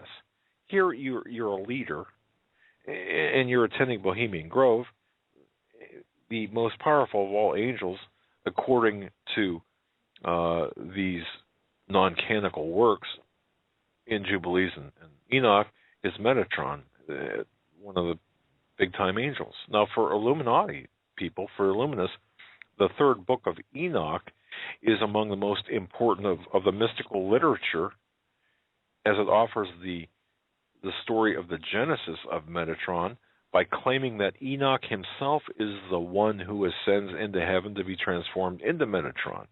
Now, you can read that in the third book of Enoch. I won't get into that here, but it's the story of Metatron is interesting and relevant because as Metatron, Enoch becomes, are you ready for this, the angel in the whirlwind, and master over other angels in the whirlwind, including all the angels. But because Enoch and as Metatron can control all other angels, good and evil,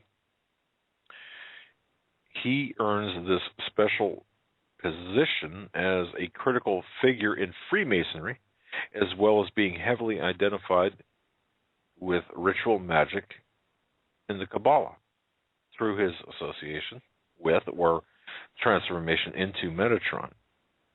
You've got to understand how these people think and how it's the right. Actions of these people. And so many of the, like this, I've been talking about this book I got by George McGee, International Community, A Goal for a New World Order, to, a lot of these people that talk about the New World Order in this book is very similar in its teachings or philosophies to many of these occultic publications that we've been referencing, whether it's Crowley or Blavatsky or Manly P. Hall.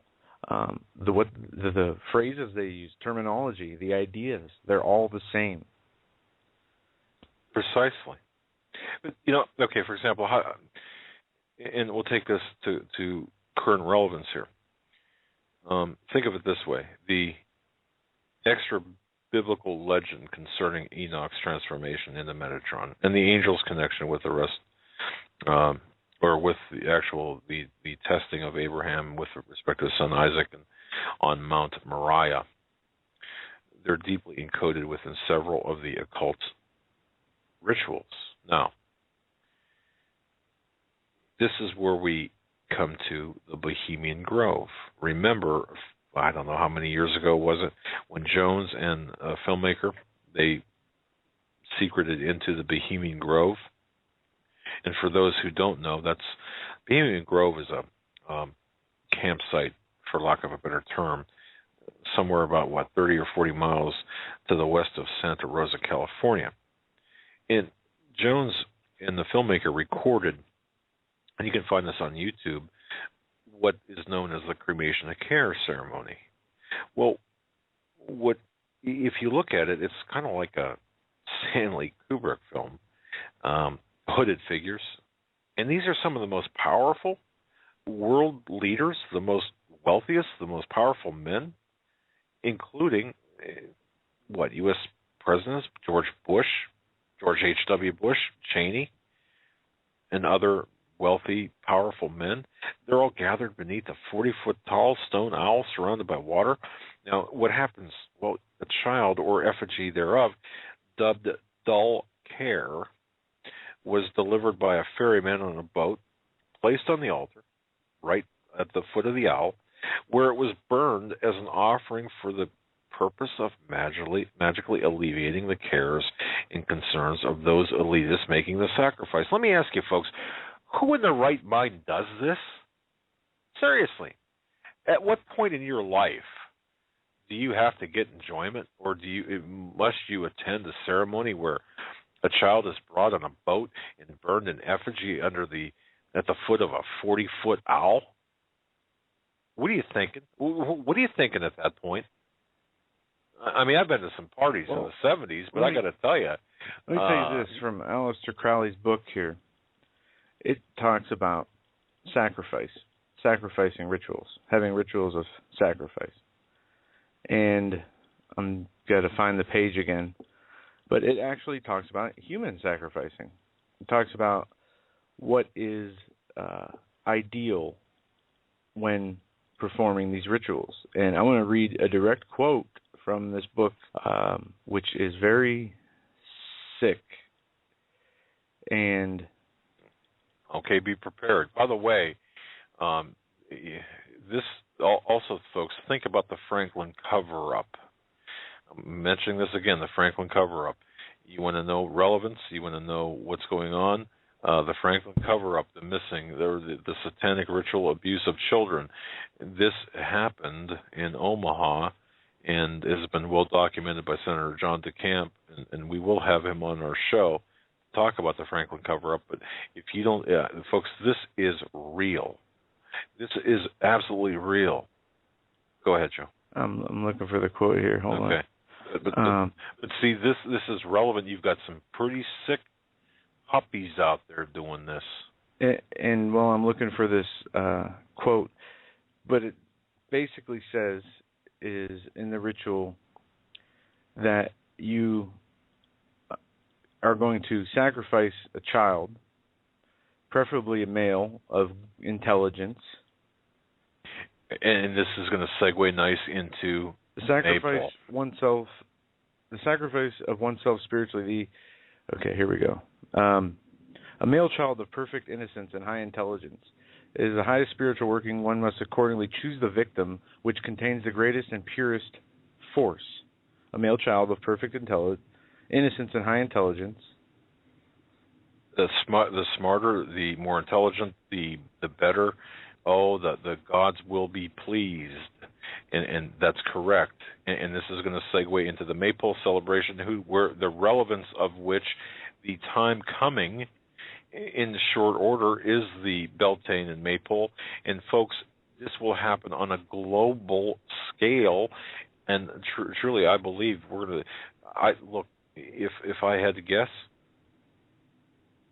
or if I had to, in the scheme of things, was the school shooting in Newtown, was that a ultimately a child sacrifice? Could that have been a sacrifice to the occult gods? And you think, well, this one sick, twisted kid did this. Well, okay, somebody's got to do it. That quote was from Crowley's book, Magic, spelled with a K, in Theory and Practice, page 74. Okay, just very quickly, going back to the Bohemian Grove. In fact, I'll quote Jones from his website real quick here. He said that it was something like out of a Hollywood movie where kids are out camping in the wilderness and come over a hill and witness some devil cult in black and red garb sacrificing some poor soul on a bloody altar.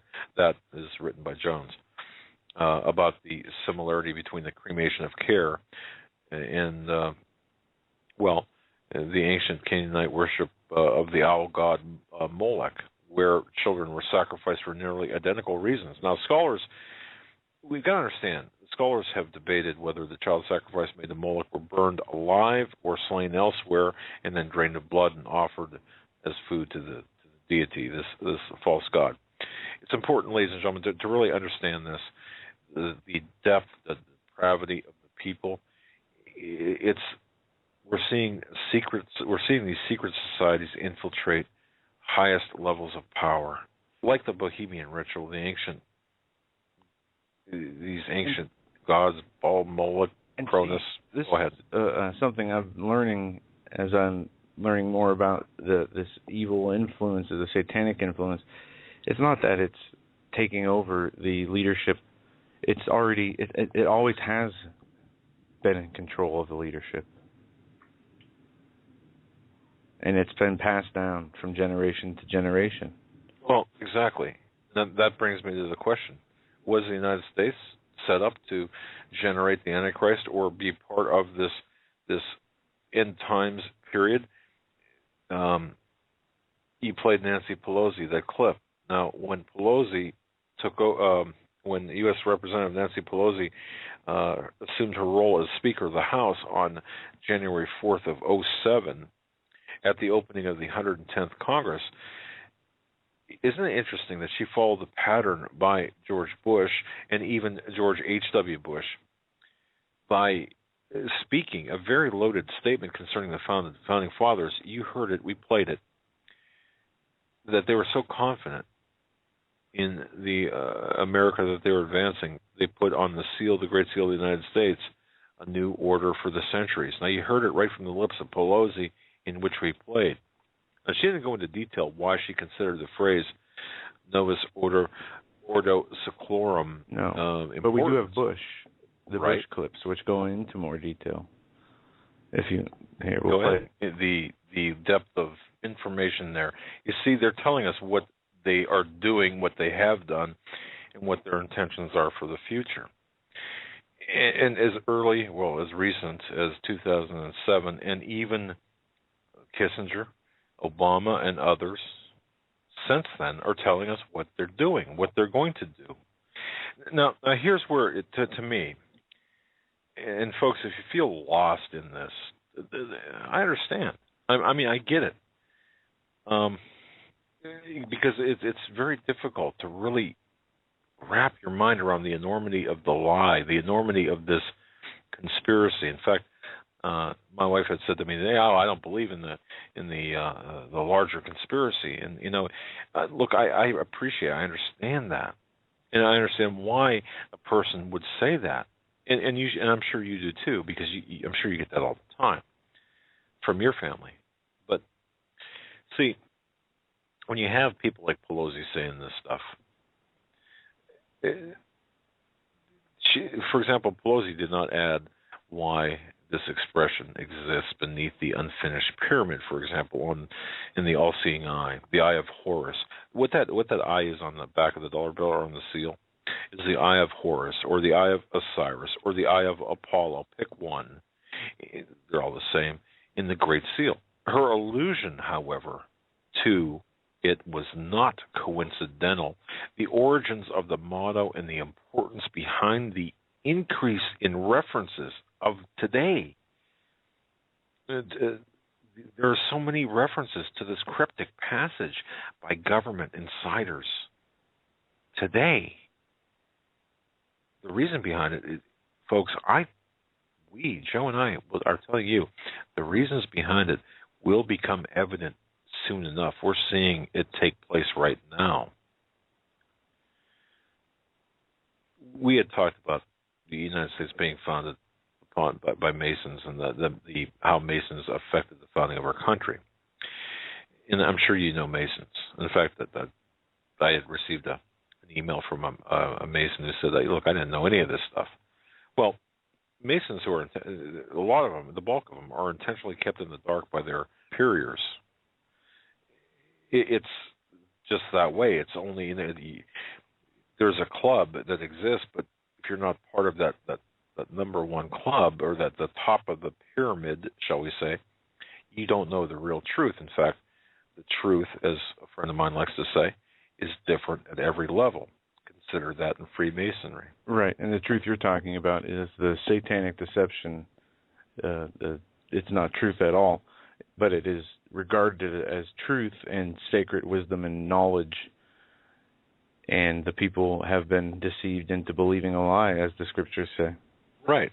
Now, was the United States, I'll ask, we can look at current events to see if this is true. Was it or at least was it originally planned to be, the kind of utopia formed by the Masons or Rosicrucians, for example.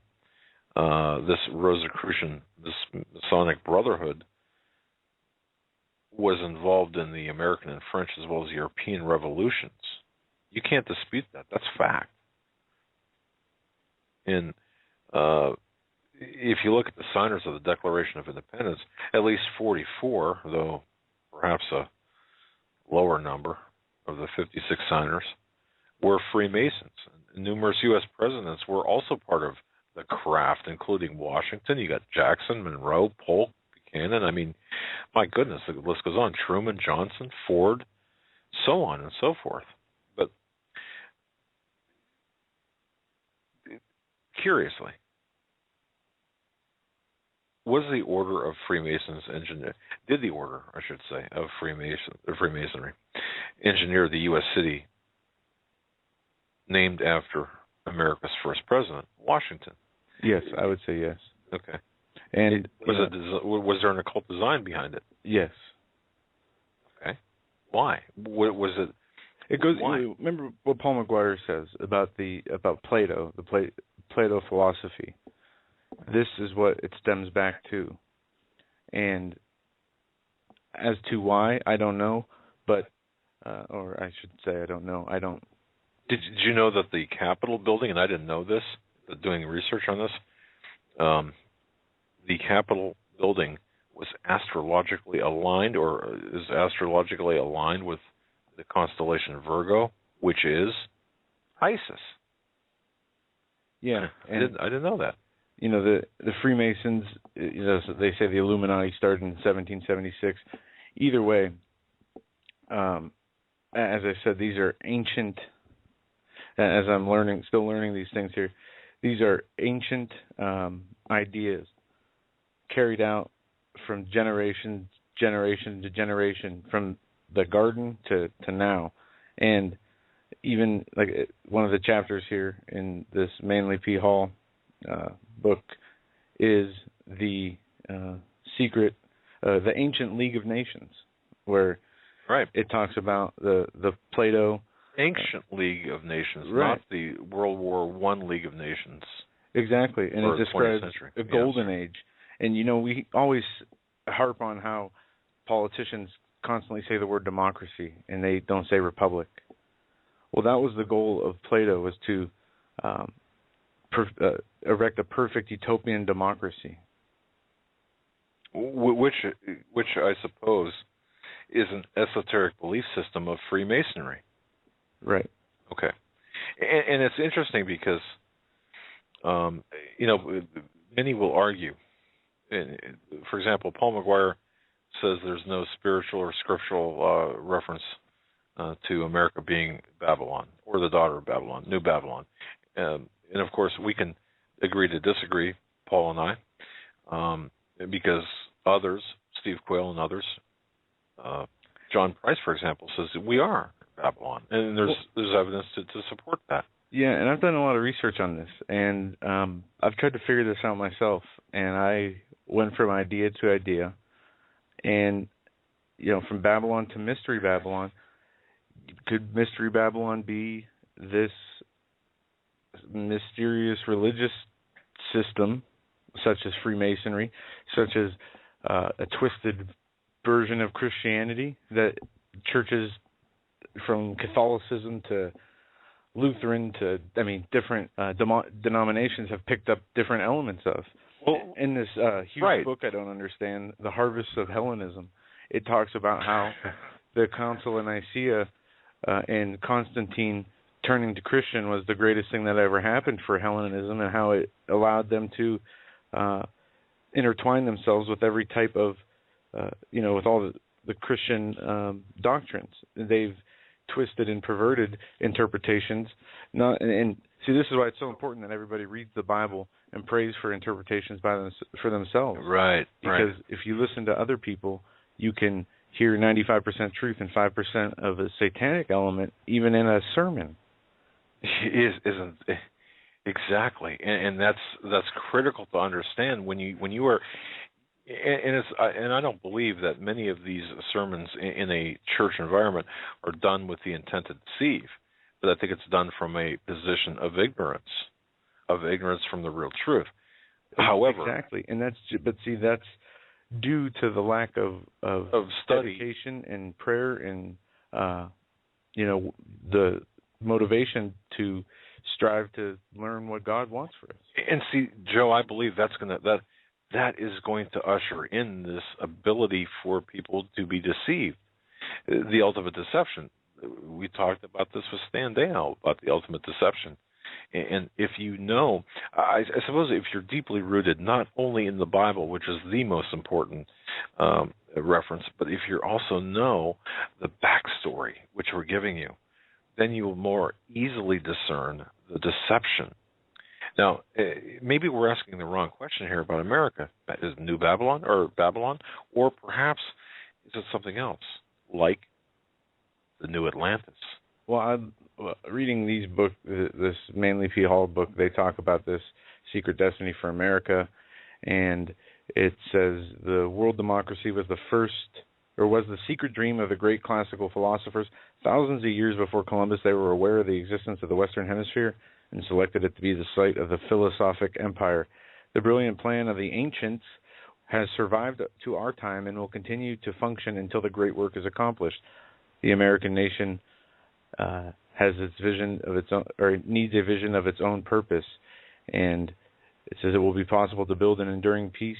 It will not be possible to build an enduring peace until the average man has been convinced that personal selfishness is detrimental to personal happiness and personal success, showing that there's a much larger concept out there.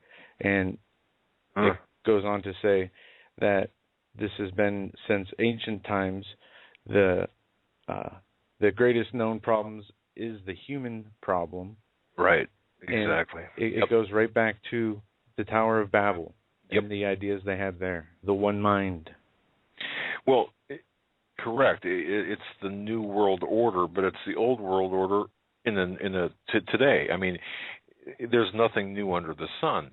It's just the revamping of the Old World Order into the New World Order. I know we're up against it time-wise, but I think it's important to really get into just one thing. I just want to say this. When you go to Washington, D.C., for example, you can pay for a guide who will take you to visit locations you can get a Masonic guide, actually. It will take you to the George Washington Masonic National Memorial, the House of the Temple, the headquarters building of the Scottish Rite of Freemasonry, name it. Now, designed in 1911, note the connection, by the way, again, between Masons and the numerological value of 9/11. I think it's important to point that out when we're talking about symbology. Go ahead. Well, I just wanted to say, to all this occultism and Satanism we are addressing, the scriptures clearly point out, in 2 Peter 2, it says, "But there are false prophets also among the people, even as there shall be false teachers among you, who privily shall bring in damnable heresies, even denying the Lord that brought them, and bringing upon themselves swift destruction. And many shall follow their perilous ways, by reason of whom the way of the truth shall be evil spoken of. And of covetousness shall they be feigned words made merchandise of you, whose judgment now for a long time lingereth, and their damnation slumbereth not, if God did not spare the angels." And it goes on from there. It says, "But these are natural brute beasts. They've been made to take in and destroy, speak evil of things that they do not understand." And it goes on talking about how these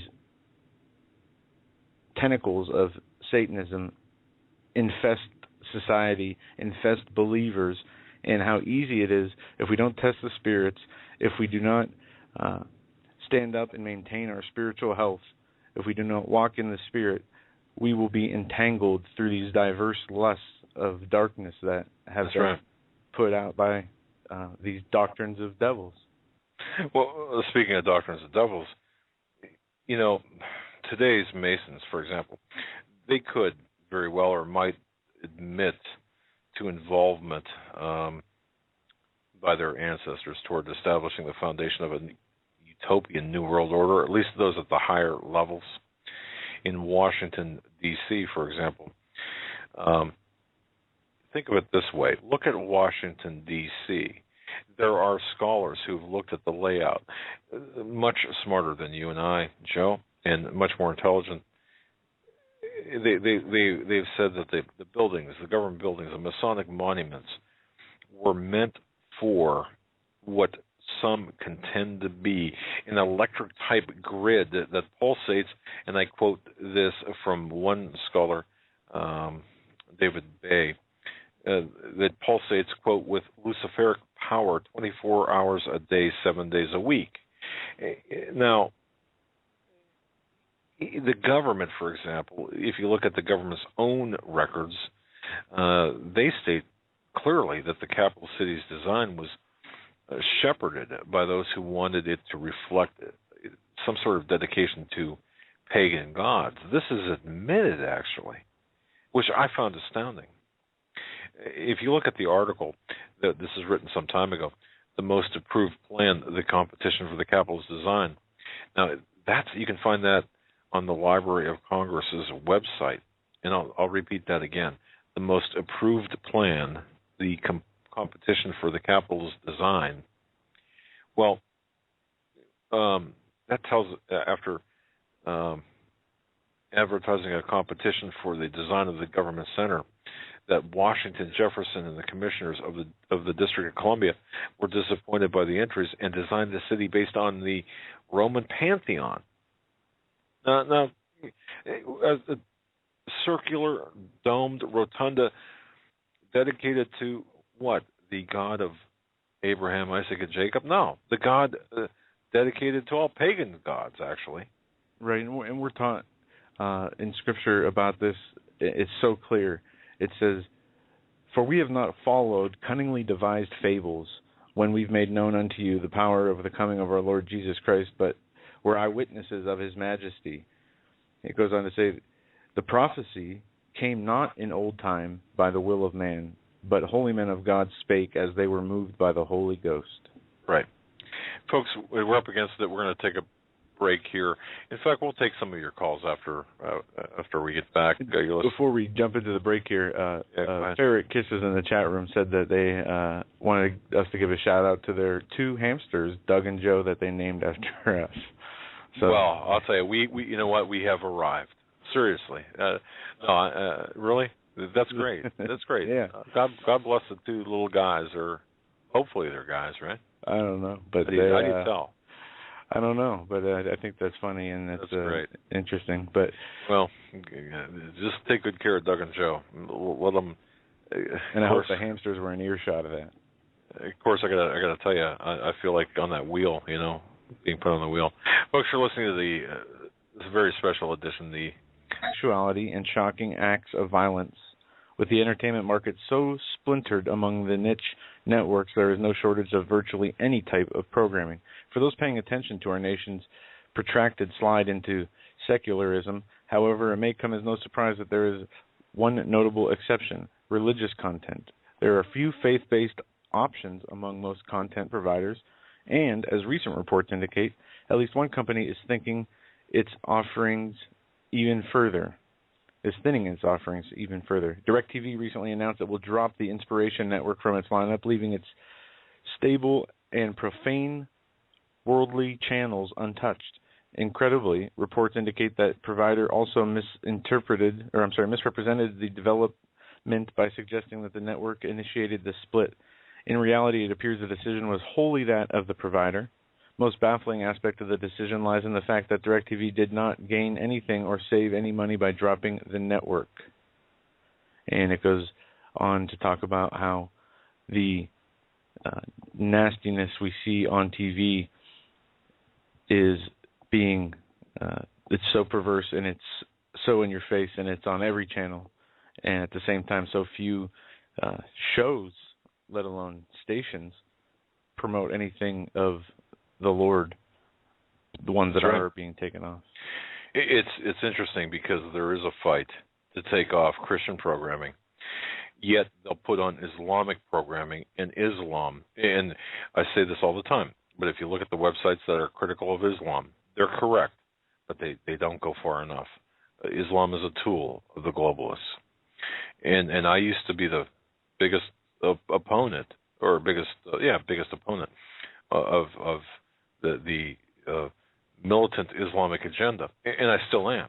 But you've got to look at the bigger picture, because as we've seen in World War I and World War II and all conflicts, there is this cabal of bankers, and it all comes back down to the money, which is why you're seeing the bankers' deaths, because they have the ability to be witnesses or to expose the agenda behind this.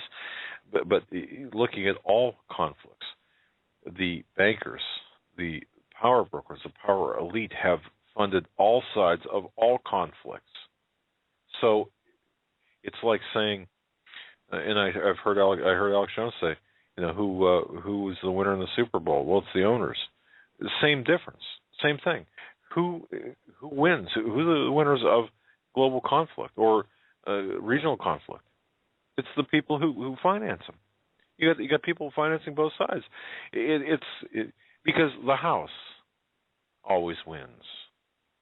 Trust me, the House always wins. We're going to play a clip, and thanks to Ricky R for pointing this out. I had forgotten about this. You want insight into the larger agenda that includes the Affordable Care Act, and it also has a tie to what we're talking about here, and I think it will become evident. This is Hillary Clinton. This is about Hillary Clinton. This is a CNN news clip that references her diary entries. CNN has been going through the notes, the papers, the diary entries of Diane Blair. She's a former political science professor, a Clinton friend who died back in 2000. Documents have been made available now, and our national political reporter, Peter Hamby, is here. You and a team, you've been going through a lot of these documents right now. The first issue, Revenge. What is that all about? Yeah, we actually had two producers go down to Fayetteville, to the University of Arkansas, to go through these boxes and boxes and boxes of notes and files that Diane Blair left. And it's really intriguing. There's not a lot of hard news in here, but it's a really intimate glimpse into her thinking during the Clinton White House years. One thing jumped out at us. In 1994, in June 1994, Hillary Clinton told Diane Blair at the height of the health care battles, I want to record what's going on here for posterity. And Diane Blair said, why? And this is what Clinton said. This is filtered through Diane Blair, of course. When I first asked what for, she said, quote, revenge. Later, telling our side. Later, after more talks, just brain dumps, just to get it down while still fresh. That notion of revenge will certainly strike a lot of Clinton's enemies as, an aha moment. This is her vindictive side in the White House. But you cover the Clinton White House, that period. It was, full of paranoia and leaks and a lot of media hatred coming from inside the Clinton White House. But that was just one of the most interesting things that's jumped out to us so far. Yeah, and I know that she also, according to these papers that have recently been discovered and people have been going through, she wanted to preserve a detailed record of her husband's administration, 8 years as president of the United States, but she was also concerned about keeping too many documents because of potential subpoenas out there. Yeah, that's right. She, if you read through these notes, you really see her concern and anxiety about perceived enemies, the media. She was afraid of subpoenas, as you mentioned, and just really wanted to get down her side of the story just to protect herself in the long run. Again, this was in 1994, 1995, really a low point for the Clinton White House. So we're kind of getting a glimpse into what she was thinking at that specific moment. Of course, as you go later in the documents into 1997, 1998, we get into the Lewinsky scandal, but you also start to see some of the brighter sides of the Clinton White House, too. I remember in those days covering the White House, a lot of those officials, they didn't want to write anything down because of Whitewater investigations, Lewinsky. Lots of gates. Yeah, there were a lot of stuff going on. Now, we know she was the First Lady of Arkansas, but at the same time, she was a high-powered lawyer in Little Rock at the Rose Law Firm. She went on to become First Lady of the United States, a United States Senator from New York, Secretary of State. So what's all this information about that she really wanted to be a kindergarten teacher? Right. That was really intriguing. In the same period, in June 1994, again, really a low point, she told Diane Blair, when this is all over, I want to go be a kindergarten teacher. Yeah. Well, why the revenge? Why the anger? Why the animosity? It's almost a pathological anger. But why? What's behind it? What fueled it? If you go back in time, go back in history, remember that Hillary Clinton was championing the reformation of the healthcare system here in the United States. Well, a lot of this animosity was the fact that she was unable to push that agenda through. What is the Affordable Health Care Act? What really is that intended upon doing? Well, what's the real intent of that? Aside from ruining 1/6 of our economy, which is already done, and push the transhumanist agenda by way of the architecture for the New+World+Order, mark of the beast system. That's exactly what this is all about. This is exactly what we're talking about here. And go ahead. A great Bible quote here that gets into these secret societies, and it's in Isaiah 46. It says in 46:8, it says, "Remember this, and shew yourselves men. Bring it again to mind, O ye transgressors. Remember the former things of old. For I am God, and there is none else. I am God, and there is none like me, declaring the end from the beginning, and from ancient times the things that are not yet done, saying, My counsel shall stand, and I will do my pleasure. Calling a ravenous bird from the east, that man that executeth my counsel from a far country. I have spoken it, and I will also bring it to pass. I have proposed it, I will also do it. Hearken unto me, ye stout-hearted, that are far from righteousness. I bring near my righteousness, it shall not be far off, and my salvation shall not tarry. I shall place my salvation in Zion and Israel for my glory." Okay. Yeah. What I want to bring up with Hillary Clinton as well as everyone else, and it seems like these programs, when we talk about this subject matter, we try to do so very carefully and very methodically and very slowly, because I'm a slow learner sometimes, and it takes me a while to wrap my brain around the enormity of the lie. But folks, homework assignment, I suppose, for the listeners of our show, consider that Hillary Clinton, go back and look at some of her YouTube appearances, in particular Benghazi, when she wore that green garb during her "what difference does it make" outburst. Now, consider that all of these power elite, the only way that you can, this is not Mr. Smith Goes to Washington anymore.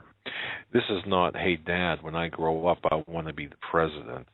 This is not that type of, well, perhaps it might still be, but there is a price to pay, or at least a society or secret cabal that you've got to agree to be a part of in order to be a part of the power elite, from president to secretary of state and all of the visible power brokers, the puppets that are controlled by the string pullers. But here's the deal, and I submit this to you for your review.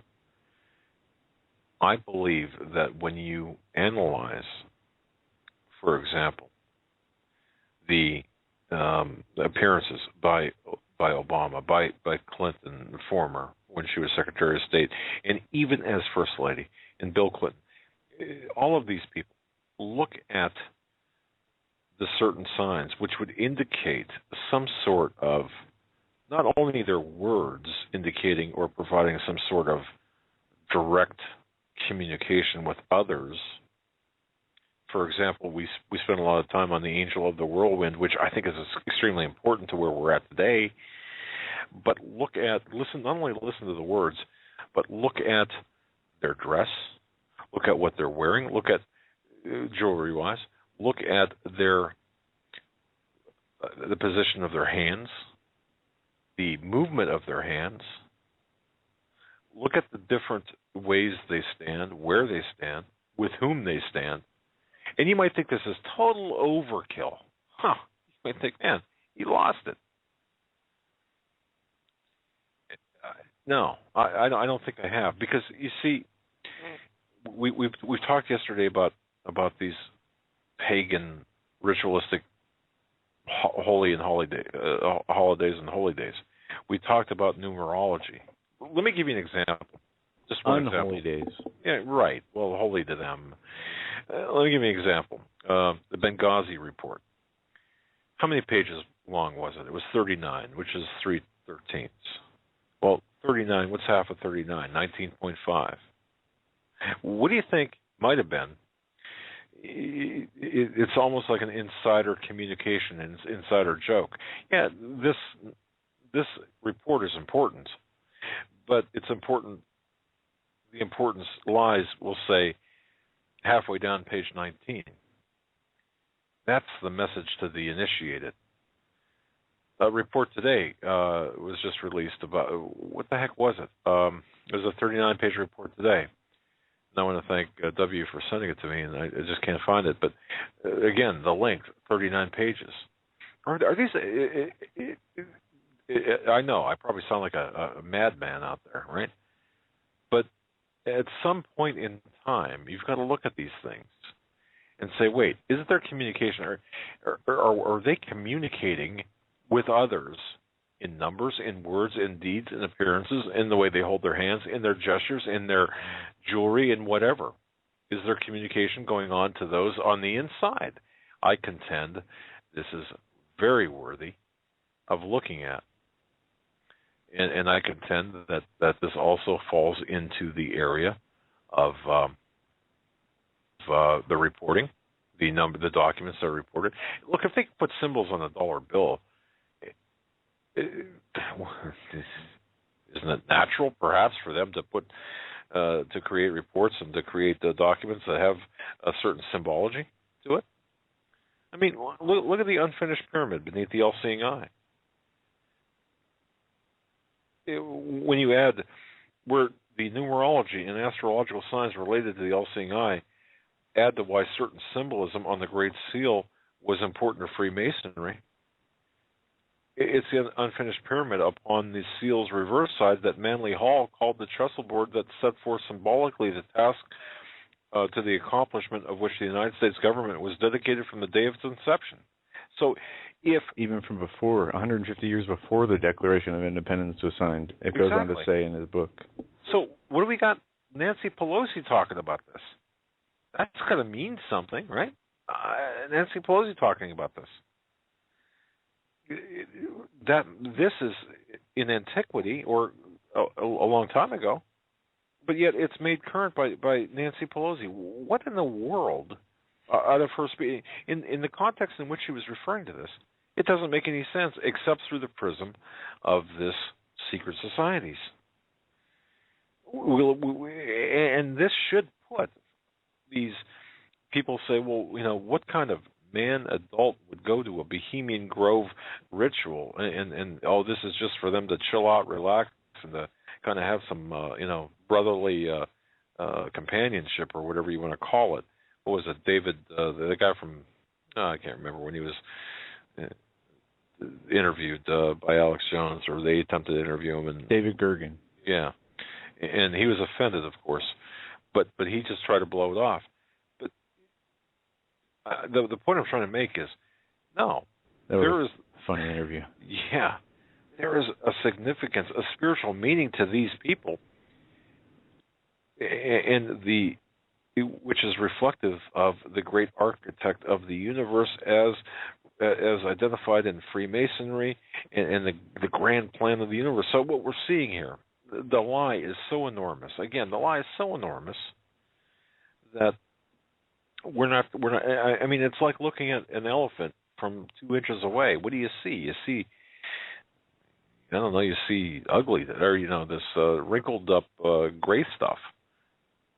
Well, if you're asked to describe it, what do you see? Well, you're gonna say what you see. But if a person's standing 2 feet away or 10 feet away, they're going to see different things. That's the whole idea behind this. And this is active right now. And I dare say that with respect to the current events, as it appears, or as they appear with Syria and the geopolitics of the Middle East. Well, okay, the Olympics, Sochi, the North American ring, and you've heard this, folks, did not light up or lit up improperly. Remember that at Sochi? The ring that signifies North America? Did you hear that, Joe? Did we talk about that? I can't remember. No, I don't remember that. Yeah. At the opening ceremonies of the Olympics at Sochi in Russia, the ring signifying or for North America did not light up. Coincidence? Or is there some kind of message behind that? Can all this stuff be coincidence? Absolutely not. I mean, absolutely not. Okay. All right. So let's go to some calls. If you want to join in, 661-244-9839 is the number. We got. This is your chance to 25 minutes left. Tell us how crazy we are. Yeah, we're going to get through as many of these calls as possible, so let's try to be quick. And we're going to start with area code 315. We're coming to you first, area code 315. You're live on the Hagmann and Hagmann Report. Hey, am I on? You are Hello? live? Yes. Hello? Yeah, hey, how's it going? I was listening to what you guys are saying about what you thought about Mystery Babylon and what the meaning of it is. Is it a nation or is it a religion or an idea? And I think I've got some absolutely great verses you guys are probably going to tear apart when you read these. It's amazing. How about Ezekiel 8? And most about Ezekiel 8, it's talking about Christmas and what an abomination Christmas is, because what people don't know is Tammuz is the god that was born on December 24th at midnight, and he was birthed on December 25th. And that's what that's talking about. So when you read that, but that's not where I was trying to go with it, but you guys should read Ezekiel 8, the whole thing. But at the end of it, the Bible does talk about Freemasonry specifically, because you guys know if you ask a Mason, like if you were to meet one and you say, are you a traveler? And they would respond, yes, I'm traveling from the west to the east. Because the sun rises in the east, and who is represented by the sun? Lucifer. Oh, the sun god. Well, here it is. So watch this. Ezekiel 8, verse 16. And he cast me to enter into the inner court of the Lord's house, and behold, at the door of the temple of the Lord, between the porch and the altar, were about 5 and 20 men, and their backs toward the temple of the Lord. And here's the great part. This shows right here. And the faces toward the east, and they worshiped the sun toward the east. He's talking about Freemasonry. That's what people have to realize. This is our enemy. That's who we're fighting against right now. When I read that, my mouth just dropped. My brain was about to explode when I saw that. It was just unbelievable. Yeah. Then there's another verse. What's that? No, I was just going to say, if you go back to our Christmas broadcast on Christmas Day, or Christmas Day, we did a show, actually, and that was one of the parts that we incorporated into the show. And you're right, it talks about the sun worshiping, it talks about, Tammuz and how these people, it talks about Ezekiel being put in different directions, first to the west and the north and the east, and seeing one abomination that was worse than the other right after, in sequence. Well, there's another great verse, too, and it actually names... Now, you guys know the symbols of the Masons, the main symbol, the compass, the square, and there's also the trowel, too. Now, those are tools of what craft? What guys would do that? Use those tools? The masonry. Mason, a carpenter, somebody that uses those tools. Well, the Bible says right here in Zechariah 1... it's verses 18 through 21, but I'll just go. It talks about the 4 horns that broke up Judah, But what it says is after that, then it says here in verse 20, and the Lord showed me 4 carpenters. And in that, it talks about how they're going to bring the Israel back. And I'll have to go to the Tanakh. If you ever heard of the Hebrew Tanakh, it's the Old Testament. But in theirs, they have a better way of breaking it down. And in there it says, so that no man could raise his head, and these men have come to throw them into panic, to hew down the horns of the nation. What it's talking about, order out of chaos. It says right there that the 4 carpenters will bring about order out of chaos. Now, these 4 carpenters, what I believe, and actually Bill Cooper talked about this in one of his series, and he said that there were 4 major revolutions. There was the English Revolution in 1688. There was the American Revolution in 1776. There was the French Revolution, which I think was after the American Revolution, was 1789, but I might be wrong about that, and then the Russian Revolution. And out of all 4 of those, Israel was birthed, because out of Great Britain, they created Israel. They helped to create Israel. They controlled that land. Russia, the Jews came from Russia and went into Israel. France, they had something to do with it, but I don't really remember what he said about that. But then who protects Israel right now today? America. And that's what people have to understand. Freemasonry is the end-time beast that God is talking about. When it says the pale horse of Revelation comes riding, and death is riding behind her, what do the Masons do? It's a blood oath of death. And that's who he's talking about. The pale horse of Revelation is probably Mystery Babylon Freemasonry. Okay, I'm with you to the point where Mystery Babylon Freemasonry, I believe, would be one infrastructure. One part of the infrastructure, because we're looking at secret societies as a whole.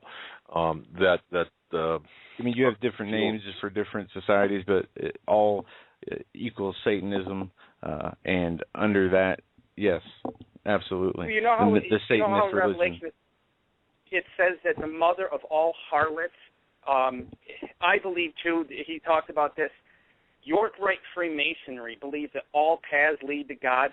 Basically, all of the secret societies that have branched off came from Freemasonry, which Freemasonry is basically the guardian of Mystery Babylon religion. And all of the New Age has come from York Rite Freemasonry. If you guys ever heard of the OTO? It's called the OTO, the Ordo Templi Orientis. All of your listeners should look up that site. It's a secret society site. It's actually one of the highest degrees of Freemasonry, but they say they're not a part of it anymore, but they were birthed from it. There's a podcast on there. It's called Thelema Now. There's a whole bunch of podcasts you can get from there. These people actually practice magic, and they admit how they are actually manipulating us through magic, and they admit everything, all of their rituals, and they talk about it like it's a good thing. You guys should really check that out some now. Thelema Now. It's from the OTO. It will blow you away. We'll do what's that? We'll do that. Very good. Very well articulated. Very well said. We will check that out without fail. I mean, without a doubt, we'll do that. Appreciate that. Very, very articulate. Very nice. Yeah, thanks for your call. All right, thanks a lot. Have a great night. We're going to keep hitting these calls here. 406, we're going to come to you next. You're live on the Hagmann and Hagmann Report. Yes, Doug and Joe, God bless you. God bless you, too. I just wanted to keep in perspective as we talk about the plans of the evildoers and we talk about the plans of the devil, to bring into remembrance that his plan is a bloody failure. And at the very end, in the 20th chapter of Revelation, 10th verse, it says, the devil that deceived them was cast into a lake of fire and brimstone, where the beast and the false prophet are, and shall be tormented day and night forever and ever. And while we hear the plans of the wicked, to bring into remembrance that the men that planned the destruction of Daniel were eaten by the lions that didn't get him. Haman ended up hanging on his own gallows in the book of Esther. The men that built the fire for Shadrach, Meshach, and Abednego ended up dying doing it. And all through the Scripture, there's a reference that you see all through it. Behold, the day cometh. when God himself rises up, and he has the last word in this matter, and we need to be in perspective that the devil, all of his plans, it says in Psalm 2, God laughs at them. That when men make plans against the righteous, in Psalm 37, he says, evildoers shall be cut off. But they that wait on the Lord shall inherit the earth. For yet a little while, and the wicked shall not be. Yea, you shall diligently consider his place, but it shall not be. But the meek shall inherit the earth, and shall delight themselves in the abundance of peace. And it says, for the wicked plot against the just, and gnasheth upon him with his teeth, but the Lord shall laugh at him. For I see it, that his day is coming. Right, we get that. But for perspective purposes, I don't mean to sound short, but for perspective purposes, what we're doing here is there will be many, many deceived because of false doctrine and for the lack of the knowledge of what's going on. If you know the playbook of the enemy, you've got a better chance of not being deceived. We know how the story ends. We know how this ends. We are talking from a position of victory. However, what about the people who don't understand what's going on? We've got to appeal to those people and say, look, you've got to understand the level of deception. So from that perspective, yes, we do know how the story ends, but we've got to understand at least the basic mechanics, hopefully, so we can save others from falling into that grand deception. I agree with you. I really respect what you guys are doing. I listen to your show continually, and I just want you to know that with all of the Christians in this time, just to keep perspective, because it's going to be a maddening situation. The earth is going to go crazy, and the Lord speaks of it, prophesies of it. But if we don't have eternal perspective, we will have the same fear that grips the world, grip us. And so all I was really addressing was the saints of God to keep perspective that, you know, the day cometh that shall burn like an oven, and all of the proud and all that do wickedly will be like stubble in that day, and the day that cometh shall burn them up. And I always am amazed when Hezekiah, one angel goes out as he humbles himself before the Lord and kills 185,000 Assyrians that were surrounding Jerusalem. And that, you know, as Elisha said, more are they that are for us than they that are against us. And the whole question with all of us Christians is, are we going to be overcomers in this great time of darkness? Will we keep faith when there's a falling away? Will we walk with God and enter into the supernatural sustenance of Christ? And that's all I want to encourage is, because I know in this hour, if I just look at the giants, I can be overwhelmed. But I look at the God who humbles himself to look at the heavens and the earth and stretches forth the heavens like a curtain. And I would like to share one last little verse here out of, I think it's Jeremiah 25, but he says this, for I will call for a sword upon all the inhabitants of the earth, saith the Lord of hosts. And it says, for the Lord shall roar from on high, and utter his voice from his holy habitation. Yea, he shall mightily roar upon his habitation, and shout as he that treadeth the grapes. It says, for a noise shall go forth to the ends of the earth, for the Lord has a controversy with the nations, and he will plead with all flesh, and give them that are wicked to the sword. And it says, for evil shall go forth from nation to nation. And it says, and a great whirlwind shall be raised up from the coasts of the earth, and the slain of the Lord shall be in that day from one end of the earth to the other end of the earth, and they shall not be lamented, neither gathered nor buried, but shall be as dung on the face of the ground. There comes a day when God rises up, and it's going to be an awesome day, and it's the day. Amen. And some men are going to rejoice in that day, and some men are going to be trembling and hiding in the rocks. Right on. Absolutely. We're going to let you go and get some other Thank callers. you. God bless you. Thanks for the call. Thank you very much. All right. Okay, bye. All right. 563. 563, we're coming to you now. You're live on the Hagmann and Hagmann Report. Hi, gentlemen. Great show as always. I'm a policeman, and I'm just kind of calling in. First of all, on the whole topic of numerology, kind of getting a little synchronicity here. The other day I picked up a book, and oddly for the last 2 days now you're speaking about it. The book is called Numerology and the Divine Triangle, and I've been kind of picking it apart. And, Joe, you had asked earlier what Plato has to do with a lot of the things that they're speaking about these days. And Plato is the reason why we know about most of numerology today as we know it, because he was a student of Pythagoras, who we know is the inventor, shall we say, of the Pythagorean theorem. The whole numerology idea came from him, which he studied in ancient Egypt and even ancient Turkey, I believe. So that's kind of where that's coming from today, and that's why we know about those things. It's interesting. You're muted, Dad. By the way, I'm muted. Sorry about that. The synchronicity that you're talking about is very interesting, and we discussed Pythagoras in we discussed that. By the way, it's great that you're a police officer, a municipal police officer, or a state. I'm a city cop. City cop. All right, great. I work in the Midwest, so. Okay, all right. Well, appreciate you listening to our show, by the way. Yeah, a bunch of us listen to you guys. So. Well, cool. You guys, look, for as much as we talk about federal officers and police officers, there are a lot of great. I mean, a lot of my friends are police officers, so don't take anything that we say about you folks personally. Well, no, the good ones don't make the news.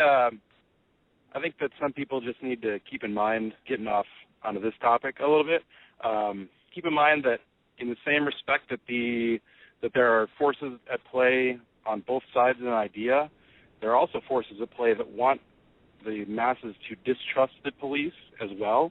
I'm not saying that a lot of the videos that are shown aren't happening, because they are, but I think that in the same way that, let's say, racism can be blown out of a proportion to influence people to think that all of one group of people act in a certain way, that there's definitely a force that wants people to also distrust the police. So it's important to kind of take each side as it is, because, I mean, if something bad were to happen, the first people that are called are the police, and we're usually more than willing to help people out. So. Yeah, I found that to be true, always. Since you're a cop, if you don't mind me asking this, say there were something to happen and the government, says, you go in and gun confiscations or... I was listening yesterday, and it's a good thing you didn't take calls yesterday, because you guys had me fired up, man. Holy cow. In line with the whole gun confiscation thing,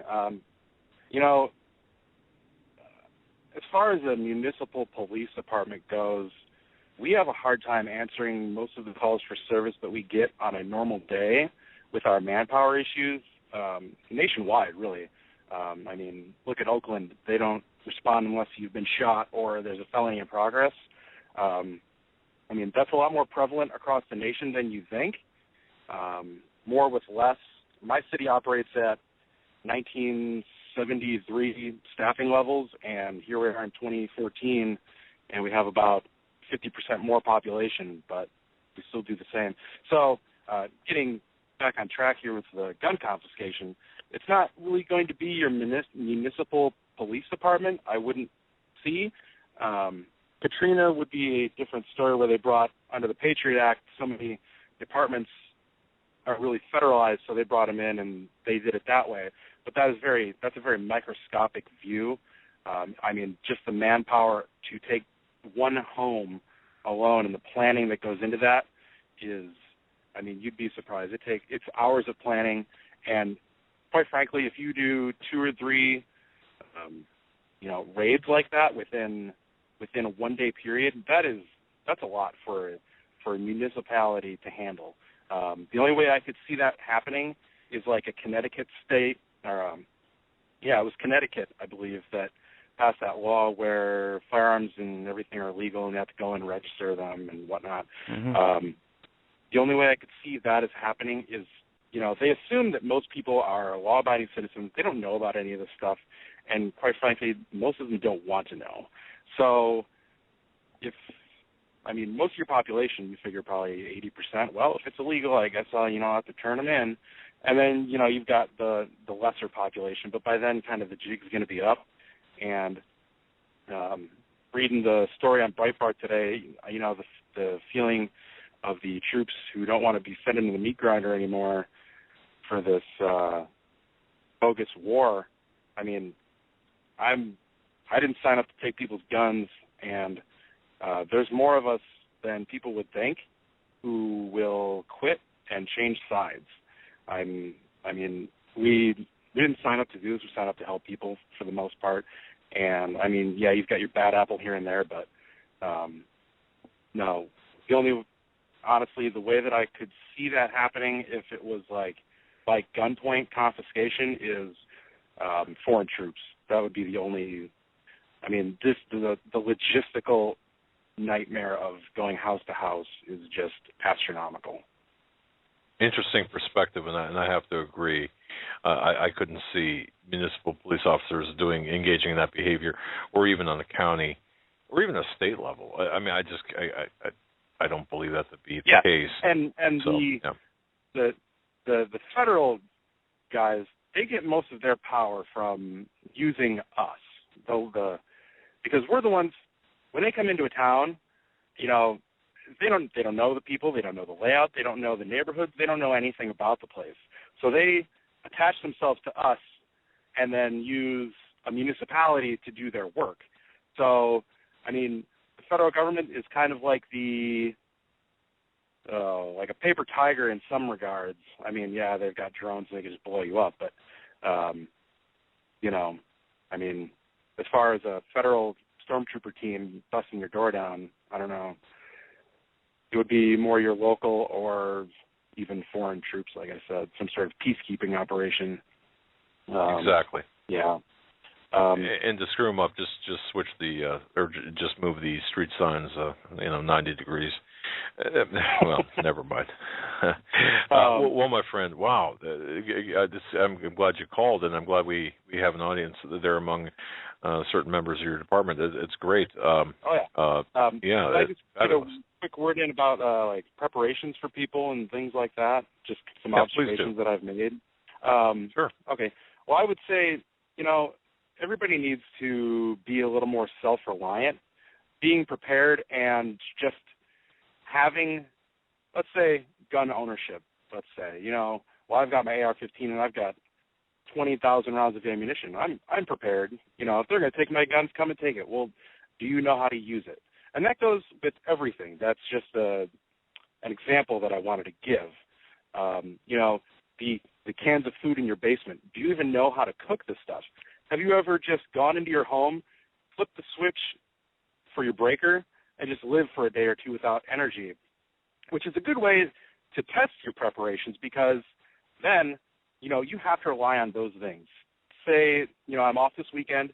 I'm going to live for 2 days without electricity, and I'm actually going to use my plan and my preparations and find out where my weak points are before it happens.